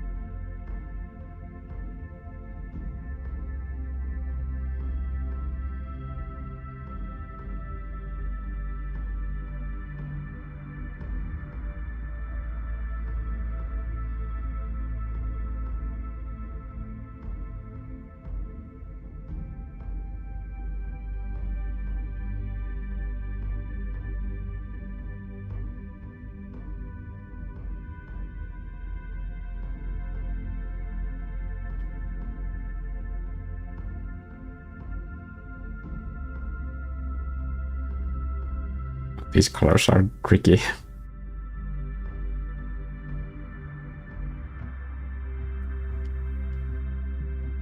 But I like a challenge. I think it's fine that they're tricky. It's just gonna have to power through it and let this teach me whatever whatever I need to be learning in this whole scenario.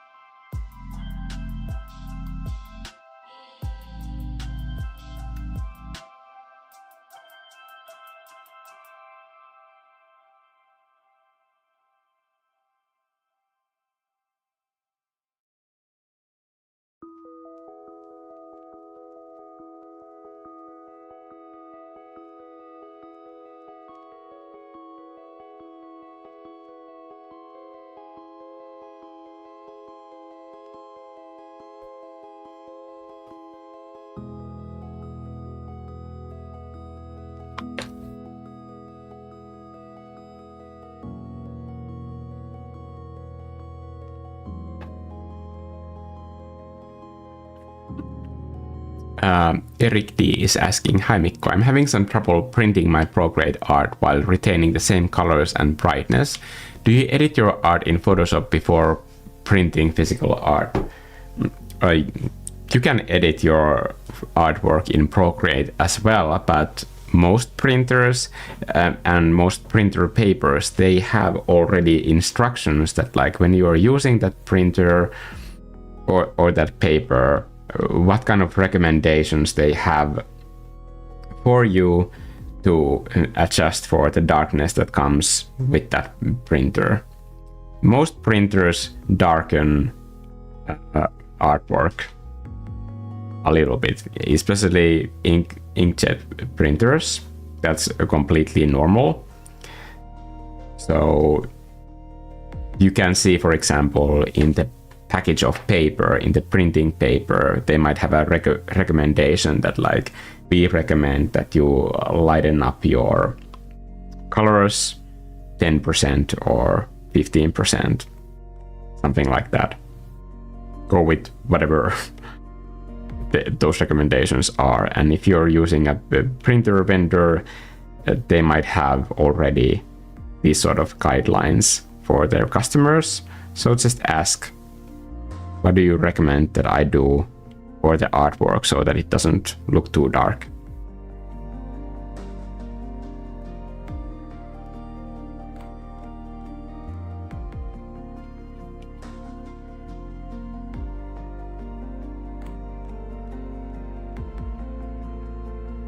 For anybody out there who is using Photoshop for editing colors, what I recommend you to do if you have Photoshop is that you create those edits with adjustment layers and keep doing test prints. And once you find a combination that retains the brightness and the saturation level to as close as possible in your print, then just save that PSD file. And whenever you want to edit your art for print, you just throw those adjustment layers on your new piece of artwork, and you already should be, like, quite close to getting those colors correct.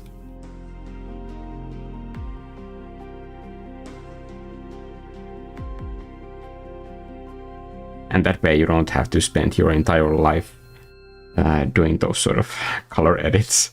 Because if you've already done it once, you can just use the same settings. Okay, trees, foliage, got it. That's not really design if I keep doing that for hours and hours.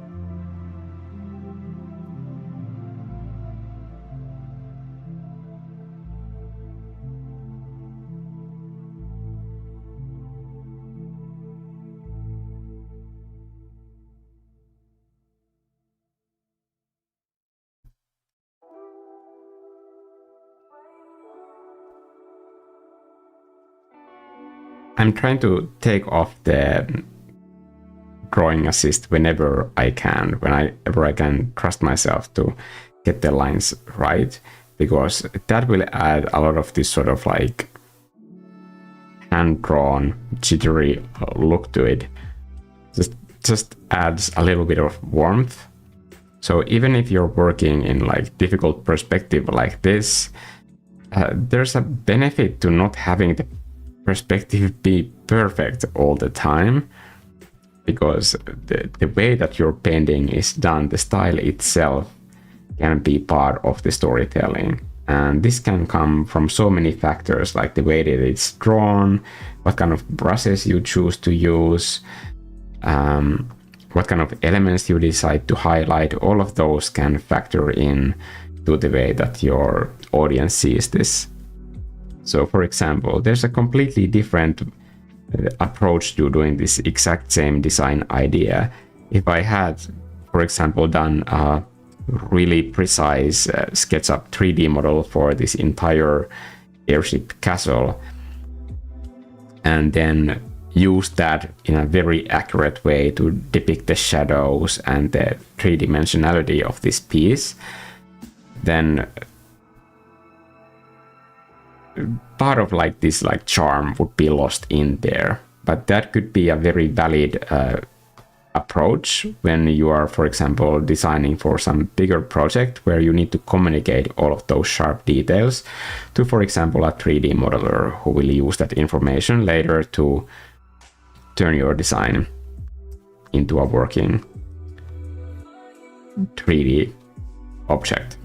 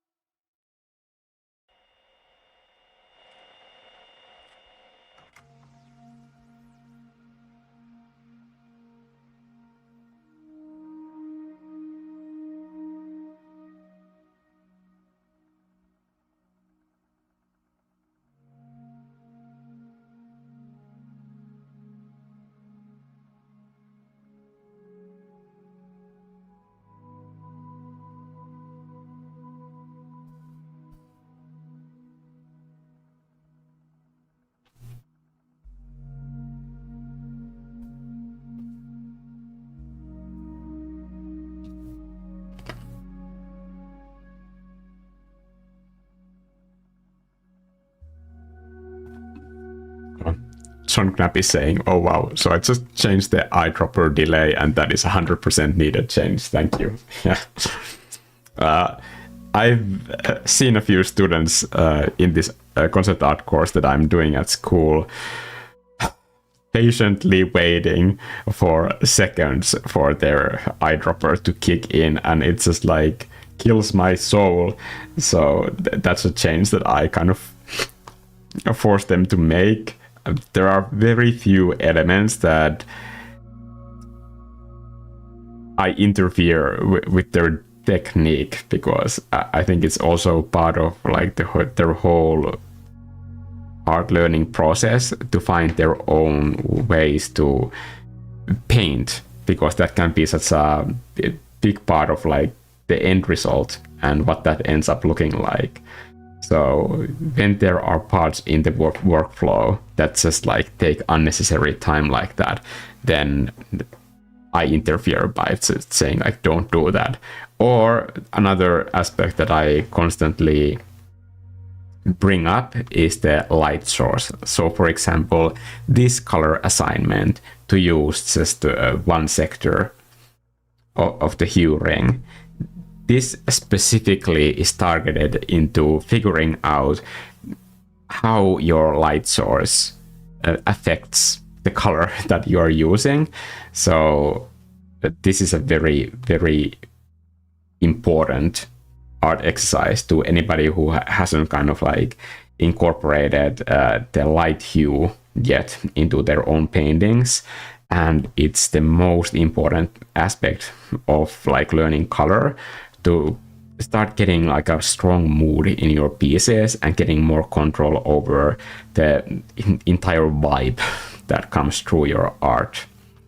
So this is usually the biggest change that I see in students. Like there are tons of people who are, for example, great at drawing, and when they figure out this like one aspect of color, then it just completely transforms their paintings. It's just, the growth is incredible to see.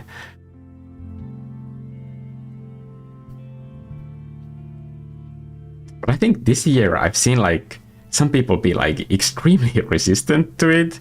It's like, trust me, like this is not my first concept art course that I've done. I've been doing this for years, and just like getting the logic in there for some, like it takes a little while, and that's okay too. I think it's important to know that like everybody learns at their own pace, and there are many different ways that like I can explain this entire color logic. So I think my only constant thing that I've been saying is just like, if you don't get this yet, like just blame me for it. Like just put it on my shoulders, and you can say that like, can you explain it to me in one more way? Because I have taught this one topic long enough that I know that there's a just, it's very individual what kind of words kind of click with each individual. So, and I have endless amount of patience for that. Like it's not frustrating for me if somebody keeps asking about like, I still didn't get it, can you explain me one more time? I can always explain it in a different way.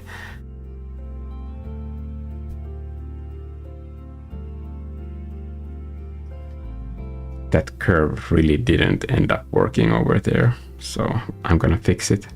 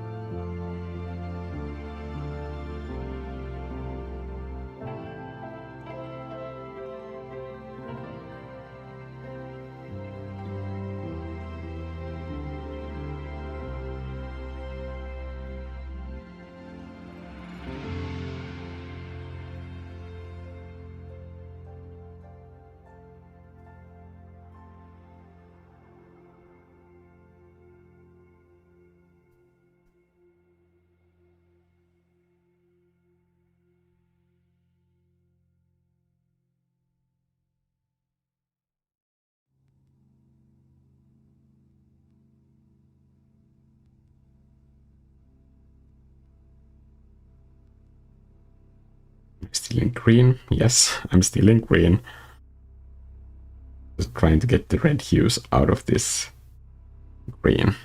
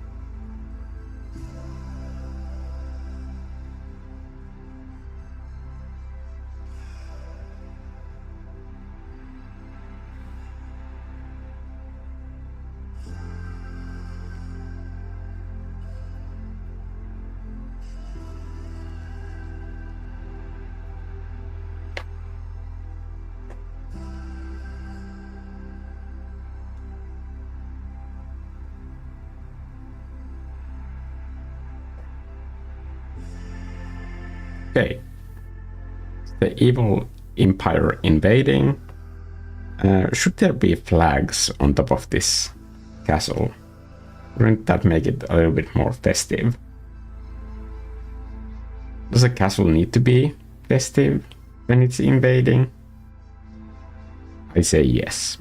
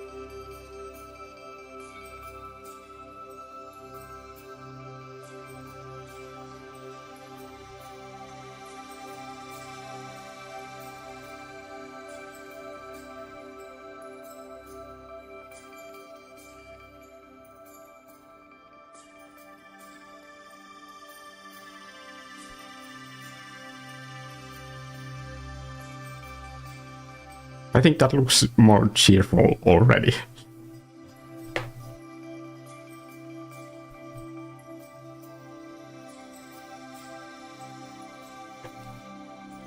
Maybe even more banners. I'm just maybe gonna go a little bit crazy with this.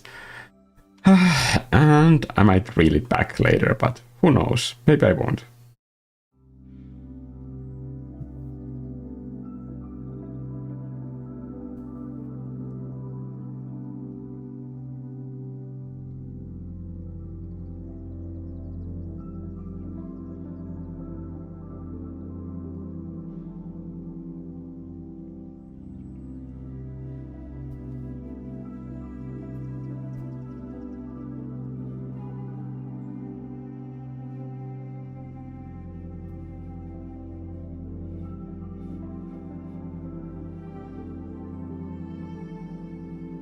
Maybe it should be straight. I don't know.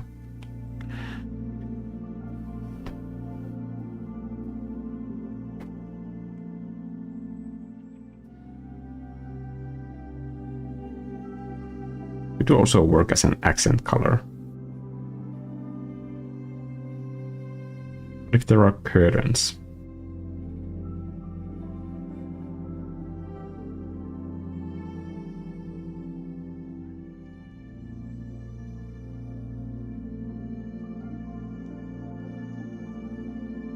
an evil castle have curtains?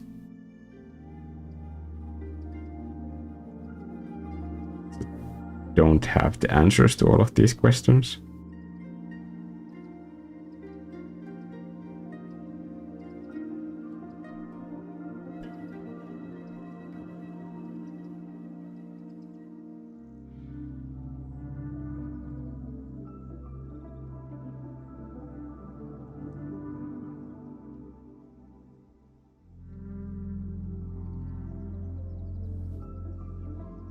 I just think it looks so much like cozier with these curtains that I don't know if there's a lot of logic here, but I'm just gonna keep it. I mean, like, if you're invading a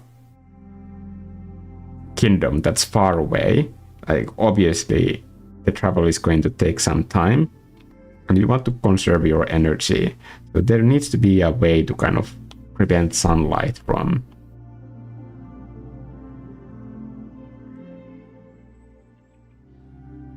ruining the ruler's beauty sleep. So let's just do this. They're cute curtains. Now I have a reason for them.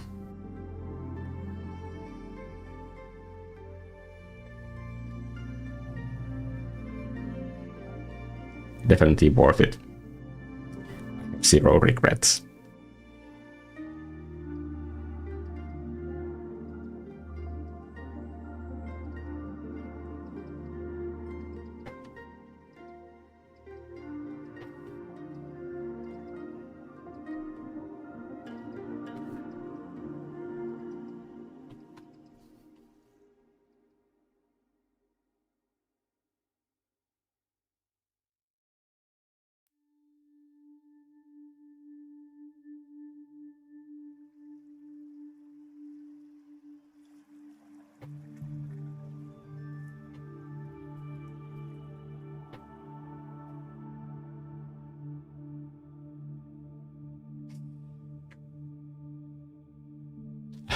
Festive invasion flags.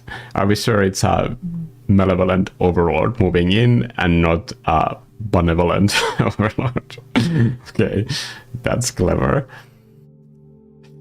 These puns are on fire today, yes. I haven't seen your videos lately. What happened? Did you also getting retired from YouTube? Listen, people, making YouTube videos takes time. I'm already like doing all the membership content, doing this art challenge, doing these live streams, and teaching an art course. So when the art course is over, then I will return to making normal YouTube videos.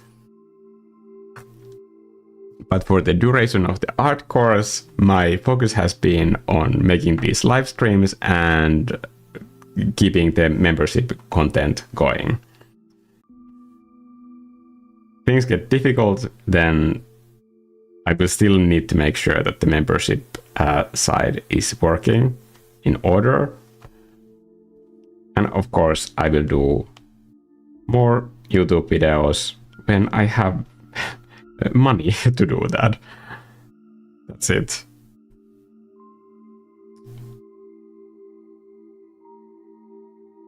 Because every one of my videos takes a whole lot of time, so I need to make sure that my life is in order, that I can like dedicate that kind of time for those. That's all there really is to it.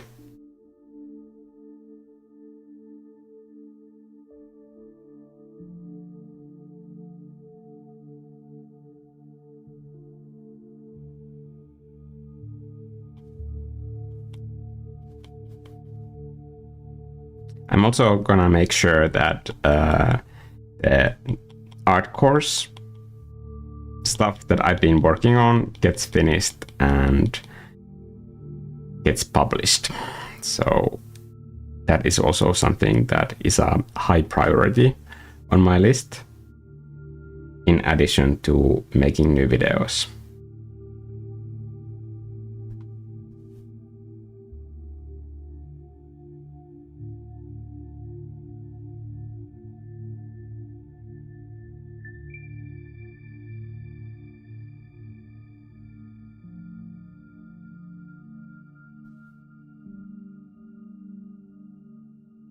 I think usually I encounter a lot of this like weird mindset when it comes to making YouTube videos, that everybody thinks that like all the YouTubers have like massive staffs, that like there are editors working on videos and there are multiple hands on deck. But when I release a YouTube video, it means that I have painted the artwork, which might take 15 to 30 hours. I have written the text, which takes multiple days to design how I'm going to teach a specific context concept through a video. And then it goes through a few rewrites so that I can say it in as quick way as possible, to turn it into a video. Then I shoot it and edit it myself.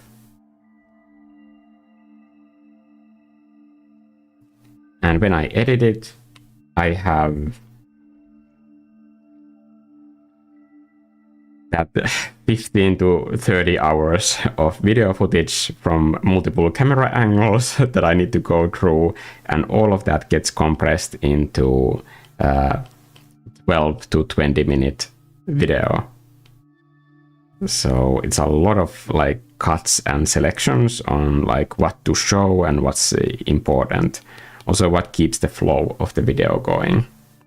I'm not saying that like I'm super great at any of those jobs, but like I'm learning all of those parts. And I have to say that I kind of like all of those parts as well. Even in the hypothetical scenario where I would have the money to hire an editor, which by the way is like just not realistic currently, because editors are so expensive, and usually when people hire editors, they are for different types of channels that like don't have 30 hours of footage. So usually the editors, even contractor prices, are set by how many hours of video they are editing. So if I dump 30 hours of a video to an editor, like I would just go broke. With that, it's not what most channels do. Most channels like send their editor a 12-minute clip of them talking, and then the editor does that. It's a completely different thing. But on my channel, there's just like a lot of footage.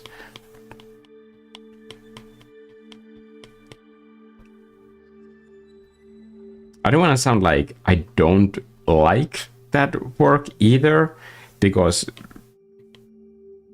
I like editing. I think it's one of the most fun aspects of making videos. And to me, it's an art form, and I enjoy it as such. Like I just get into it just as much as painting. And I think it's also super fun to write. I've always been a writer, and doing that part of the process is also just like incredibly enjoyable to me.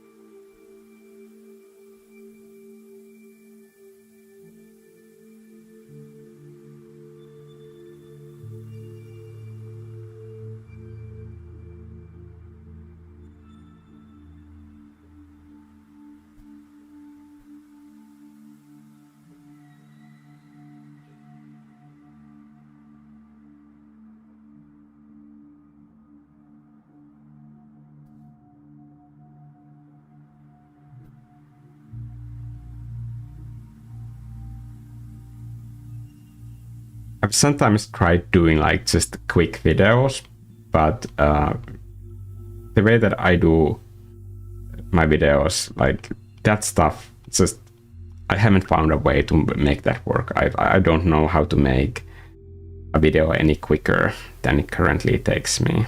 So that's on me.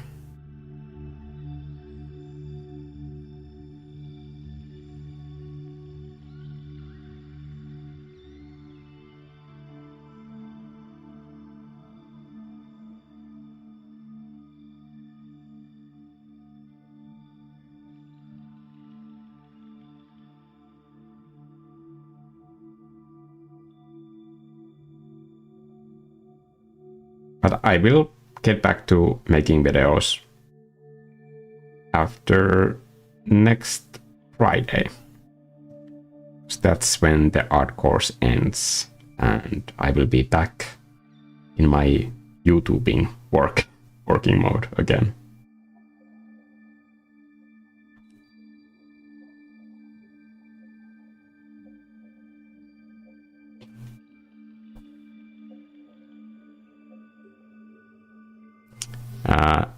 John is saying, I have friends that are science teachers, and to be honest, I'm surprised you still have time to even do this. Just teachers in general don't seem to have much time outside of dealing with the curriculum. Yes, yes, it's insane. I mean, it's just Thursday. I wake up around 5, so I have time to give Vivi her breakfast and take her out on a proper walk, because I will be away at work.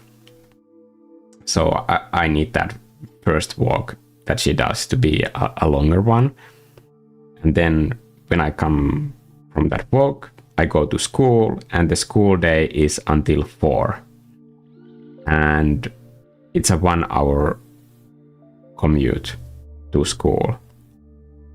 And then when the school ended, I had to do the same travel distance to another place where I had my swimming practice. And after the swimming practice was done, I came back home, same thing, playtime with Vivi, going on for a long walk. And then it was 9 p.m. So I have a little bit of food to eat, and then I go to sleep and do the same thing on the next day from start. So to ask why I'm not making as many videos at the same time, like there's literally not enough hours in a day where I would be able to do that. So for example, all of the membership stuff that I did, for example, for this month's downloads, I've been doing those like in between things whenever I have a few minutes to test the process to make sure that they are working properly.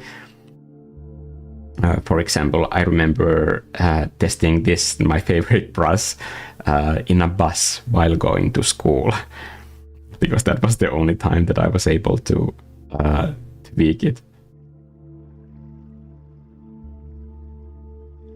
And I'm like, don't mean to complain, like I would rather not do anything else. I love teaching, and it's not just for members. Like I love using this brush myself, obviously. Actually, I think I love this brush more than the members, because several members said that they like the action button like action brush, this one, more than the fast roller. But for me, this fast roller is just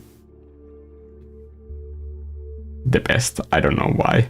I like the texture. So when I get that working, like if I'm completely honest, I'm not just happy because like I get to share this with the people who are waiting for it, but I'm also like excited because I get to use it myself. So it's not like I'm under some sort of like huge pressure to get it done. I want to do it, and I enjoy it when I do it.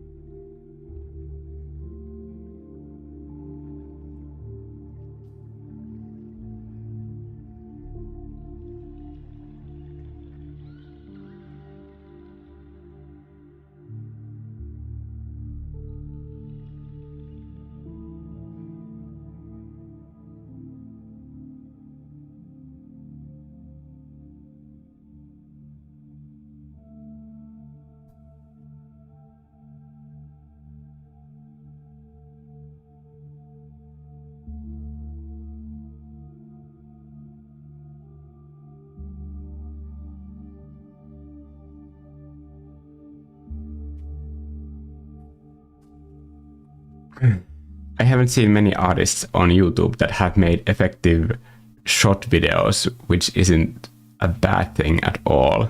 What do you mean by short videos?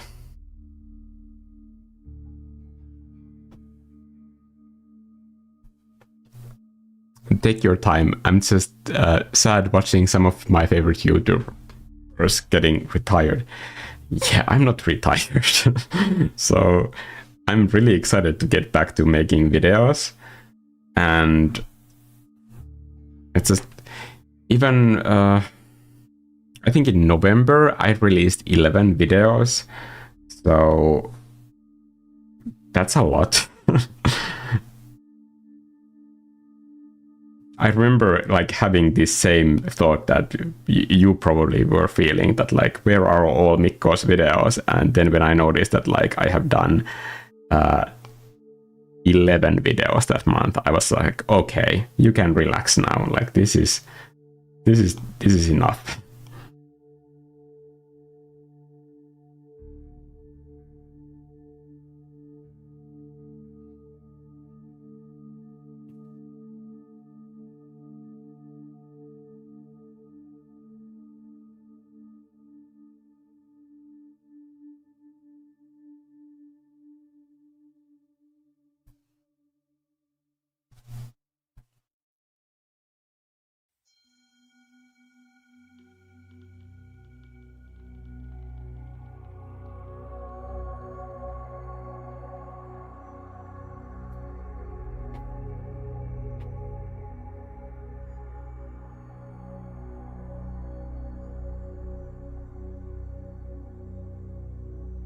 But in December, I also, at the end of December, right before Christmas and during Christmas, I went to Lapland and I was having a break from work like a normal human being.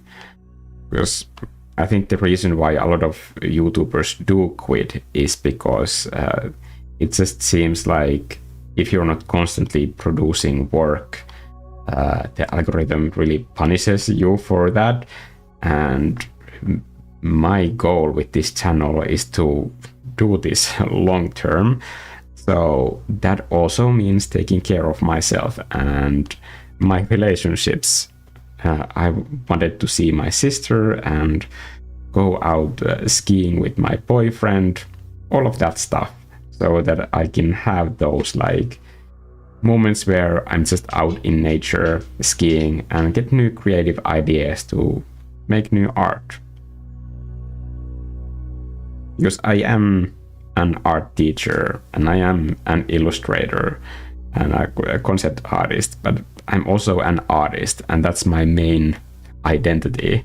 If you ask me what I do make art, and for me it's really important to keep my creativity alive and keep the act of painting fun and enjoyable, and have experiences that keep me curious on creating new things.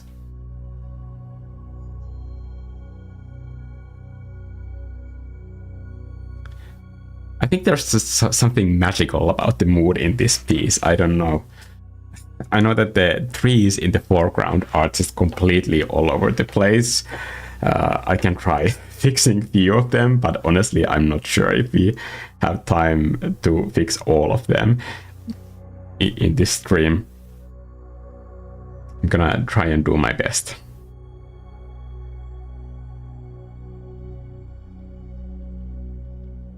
But I think it's already kind of cool.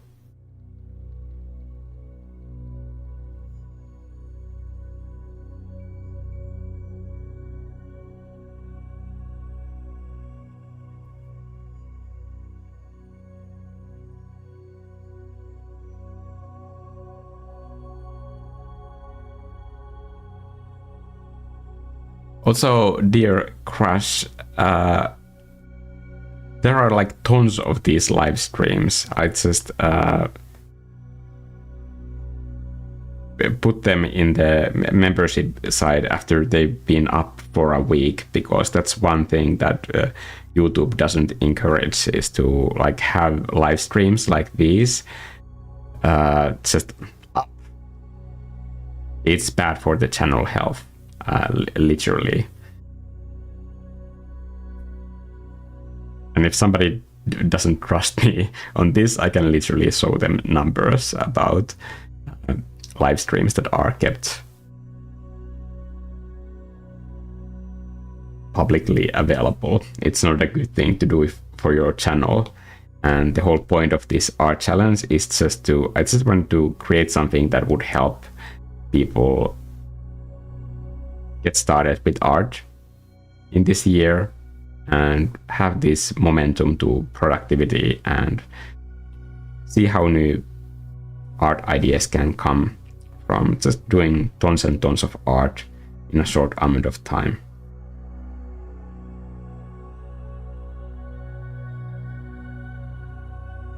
So the whole concept behind this art challenge, like, it doesn't help my channel grow in any way. It's just something that I thought would be fun and helpful to do.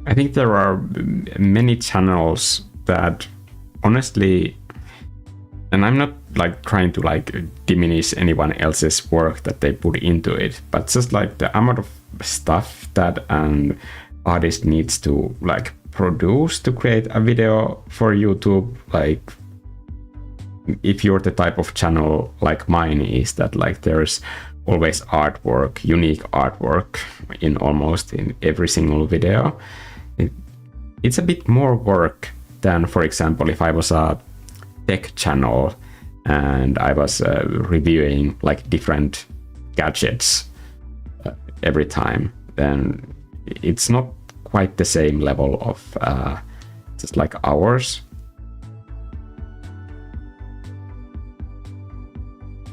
Because it's the whole writing and testing, and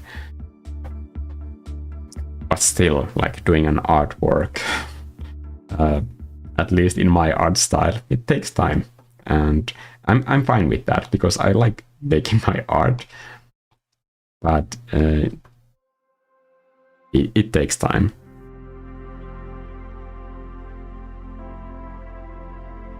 And I've noticed that like I don't enjoy like rushing the artwork for the sake of the video, and it just feels wrong to do it to get more videos published quicker. And I think there's just like certain level of soul that gets lost there.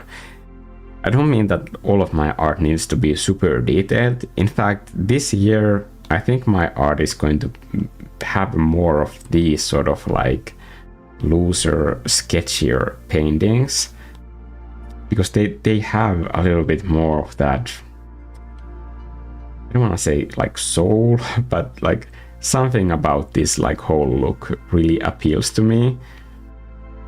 The kind of art that doesn't take as long to make and has a little bit more of those brushstrokes and rough edges. For me,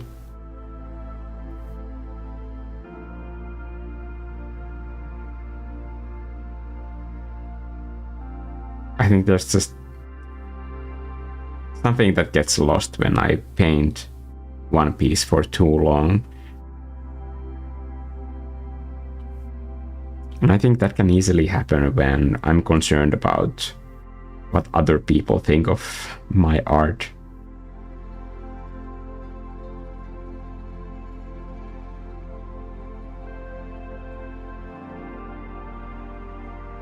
I'm not immune to the pressures of social media numbers and seeing other people who create content like me and seeing how much more views or subscribers they have. Like, that does affect me. I would be lying if I said that it doesn't. But I'm actively trying to not to let that control the way that I make videos. I want to keep making like experimental videos as well. One thing that I have been kind of considering on and off is to do some like more video game related projects.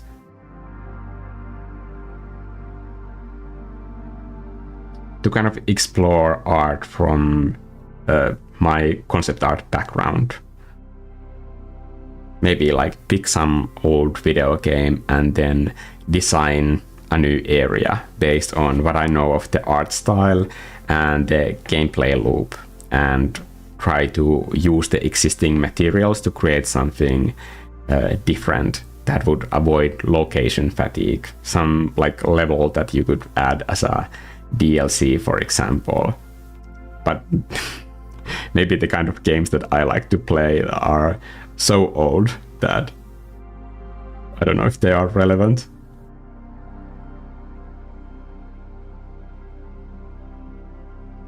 Anyway, that's just one thing that I think would be fun to try. Not because anybody is asking for it, it's just like, could be fun. What's the point of having a art channel and like putting all this work into it if you can't explore new creative things and try to find new ways to get other people excited about art and like all the things that you can do with that. And if I really want people to have fun with their art, I should lead by example, I think.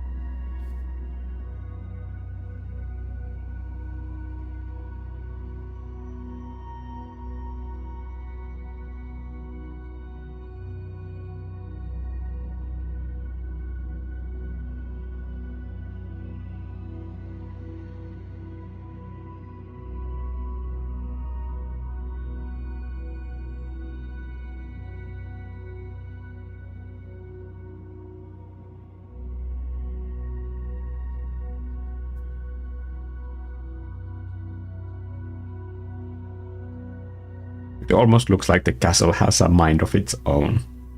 I like that aspect as well.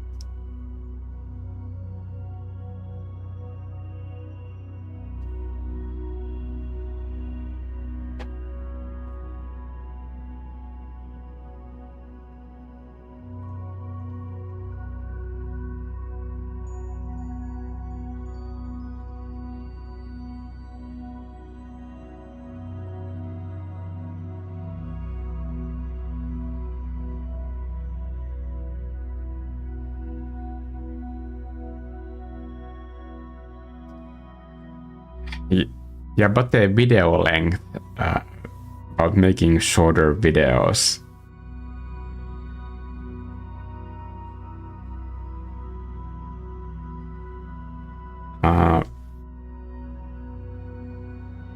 I have been experimenting with that a lot on this channel, and I think the overall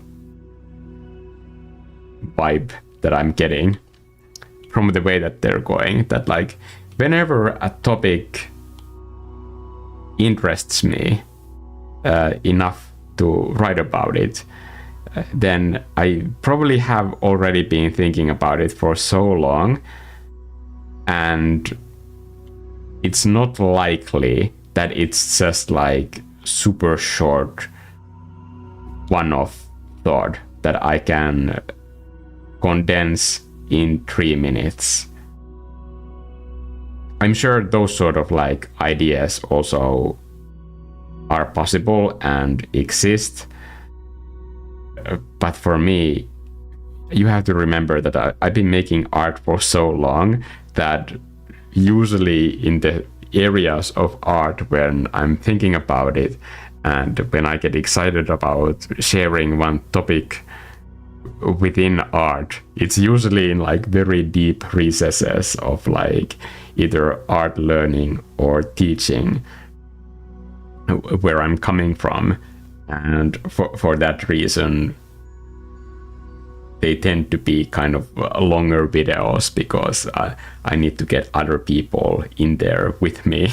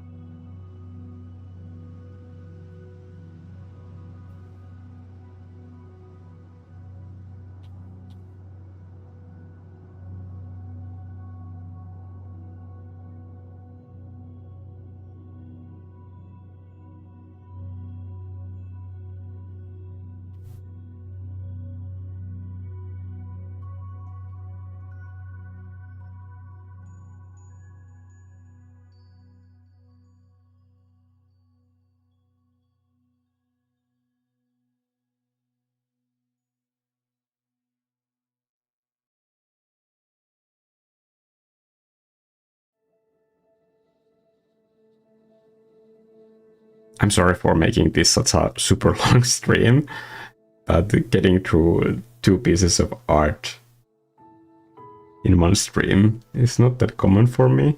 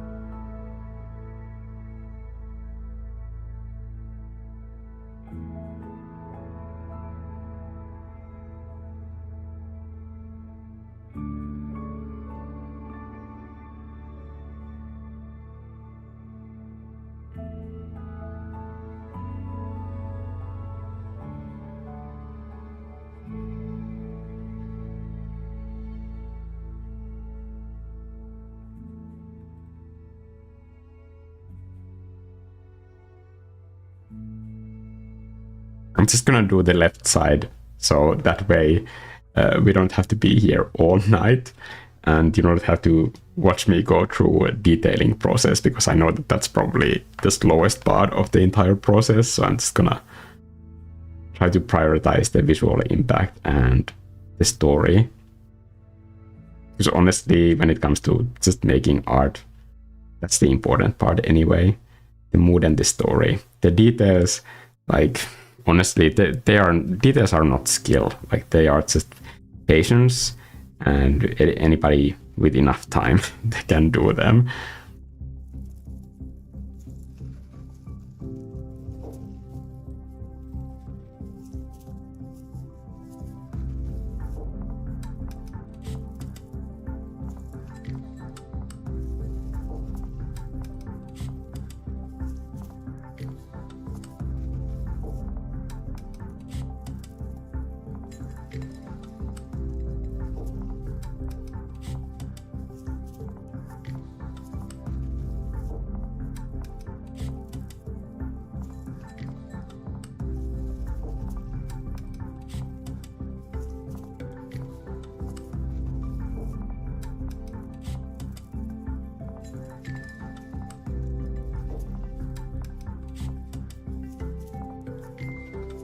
It definitely has that sort of like pastely milky look that I think this painting will greatly benefit from color editing, but luckily there is still like a leeway for that editing to happen. It's not too saturated or bright or dark, and that just means that I have room for those edits to like be visible through this.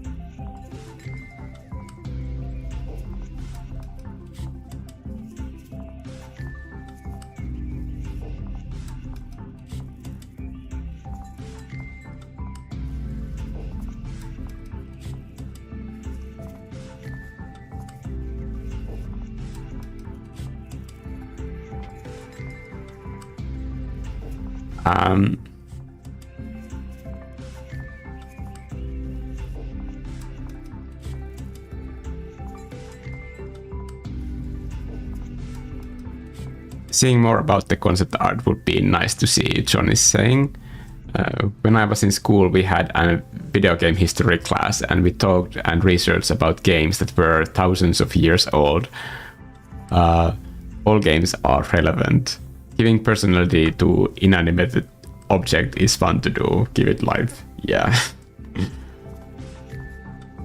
I think I'm pretty happy with this like whole concept. It makes me smile, and to me, maybe that's silly, but for me that's super important. And not all art needs to make me smile, but when it does, I don't question like, does this artwork have worth or value? And I think it's self-evident that if it makes me smile, that's enough reason for that piece of artwork to exist. End of story.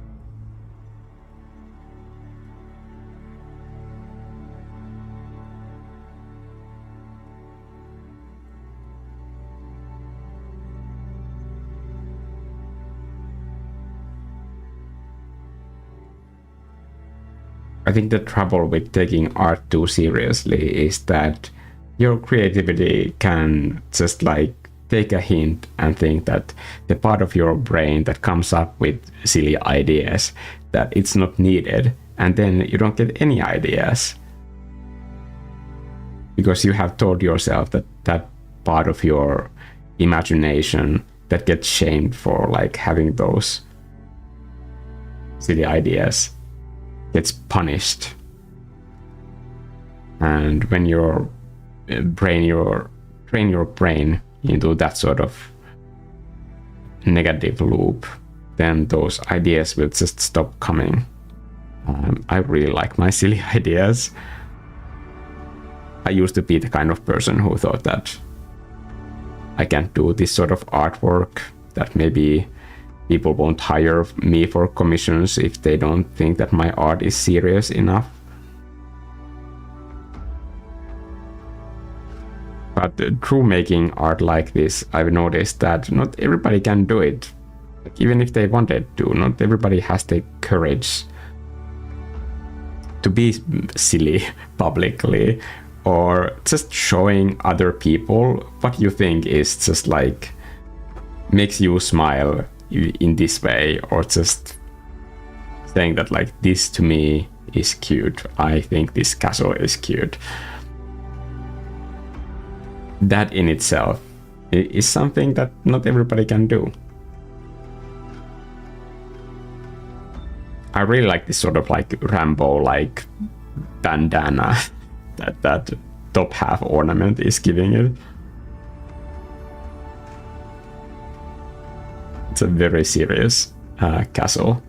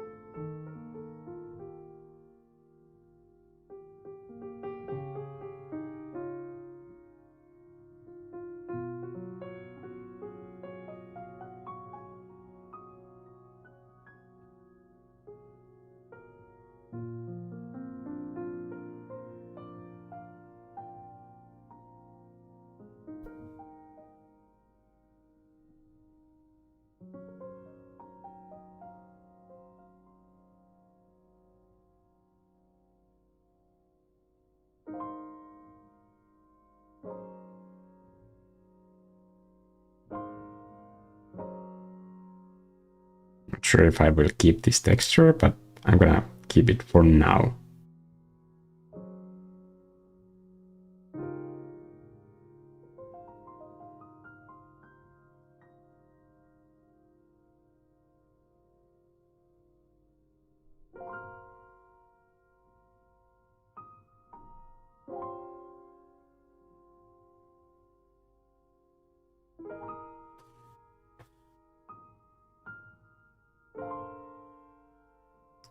Julian just joined the Angry Mob. Since you are now part of the Angry Mob, I recommend that you find any of the recent posts that have a Discord channel invitation and join the Discord. And there you will see what we have been doing during this time when you thought that I haven't been making any YouTube content. So there you will see like all of the playlists of all of the videos that are for members. So I hope that answers that question for you a little bit and answers those concerns if I'm retiring or not. Because clearly that stuff has been happening.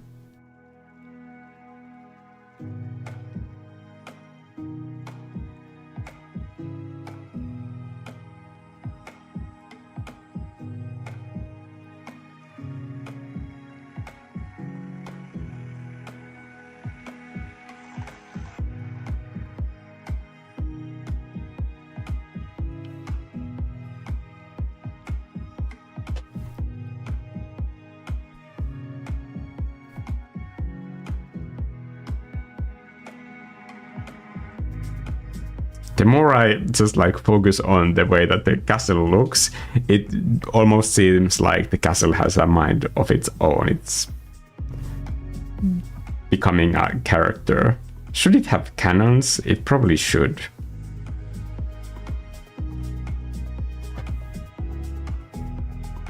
Or just like places for the cannons to exist. Because they would probably be so small that we wouldn't see them from this camera angle.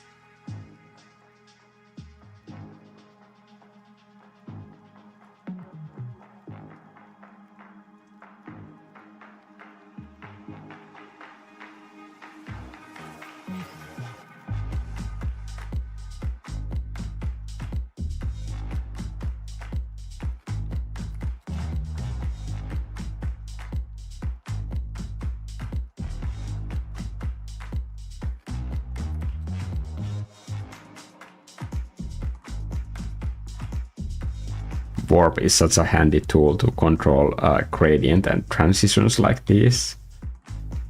Gives you so much control.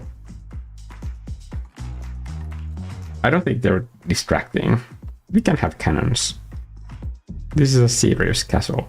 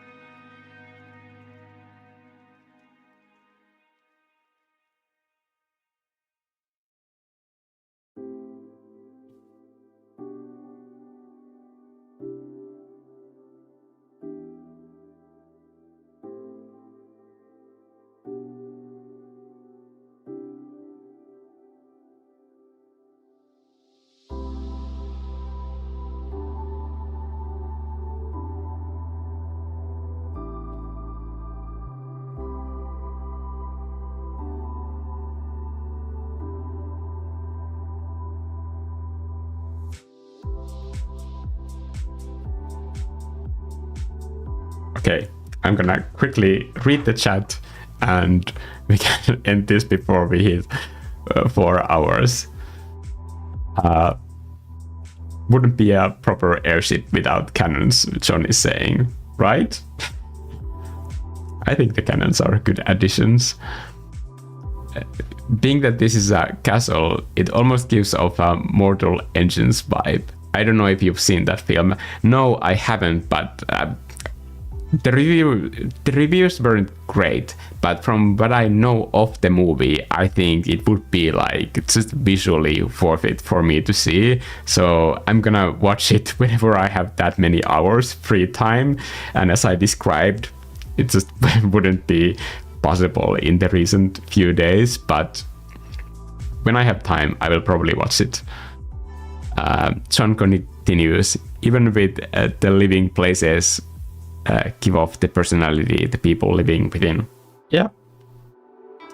I think the fun aspect about this is just like imagining all the scenarios of who owns the castle and who controls it. Does it control itself?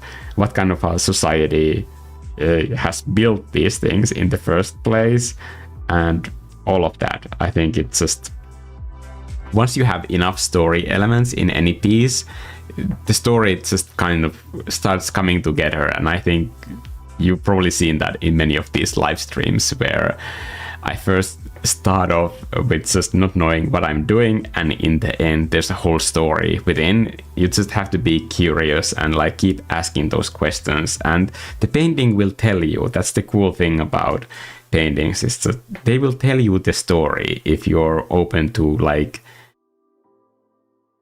forwarding that story to other people. And I'm dead serious about this. The more you get comfortable about describing the stories that come into your head, the more stories will come through your artwork. So don't just keep the stories that you find in your art, also share them, because that's also practicing creativity and coming up with unique concepts that have their own culture and history and story.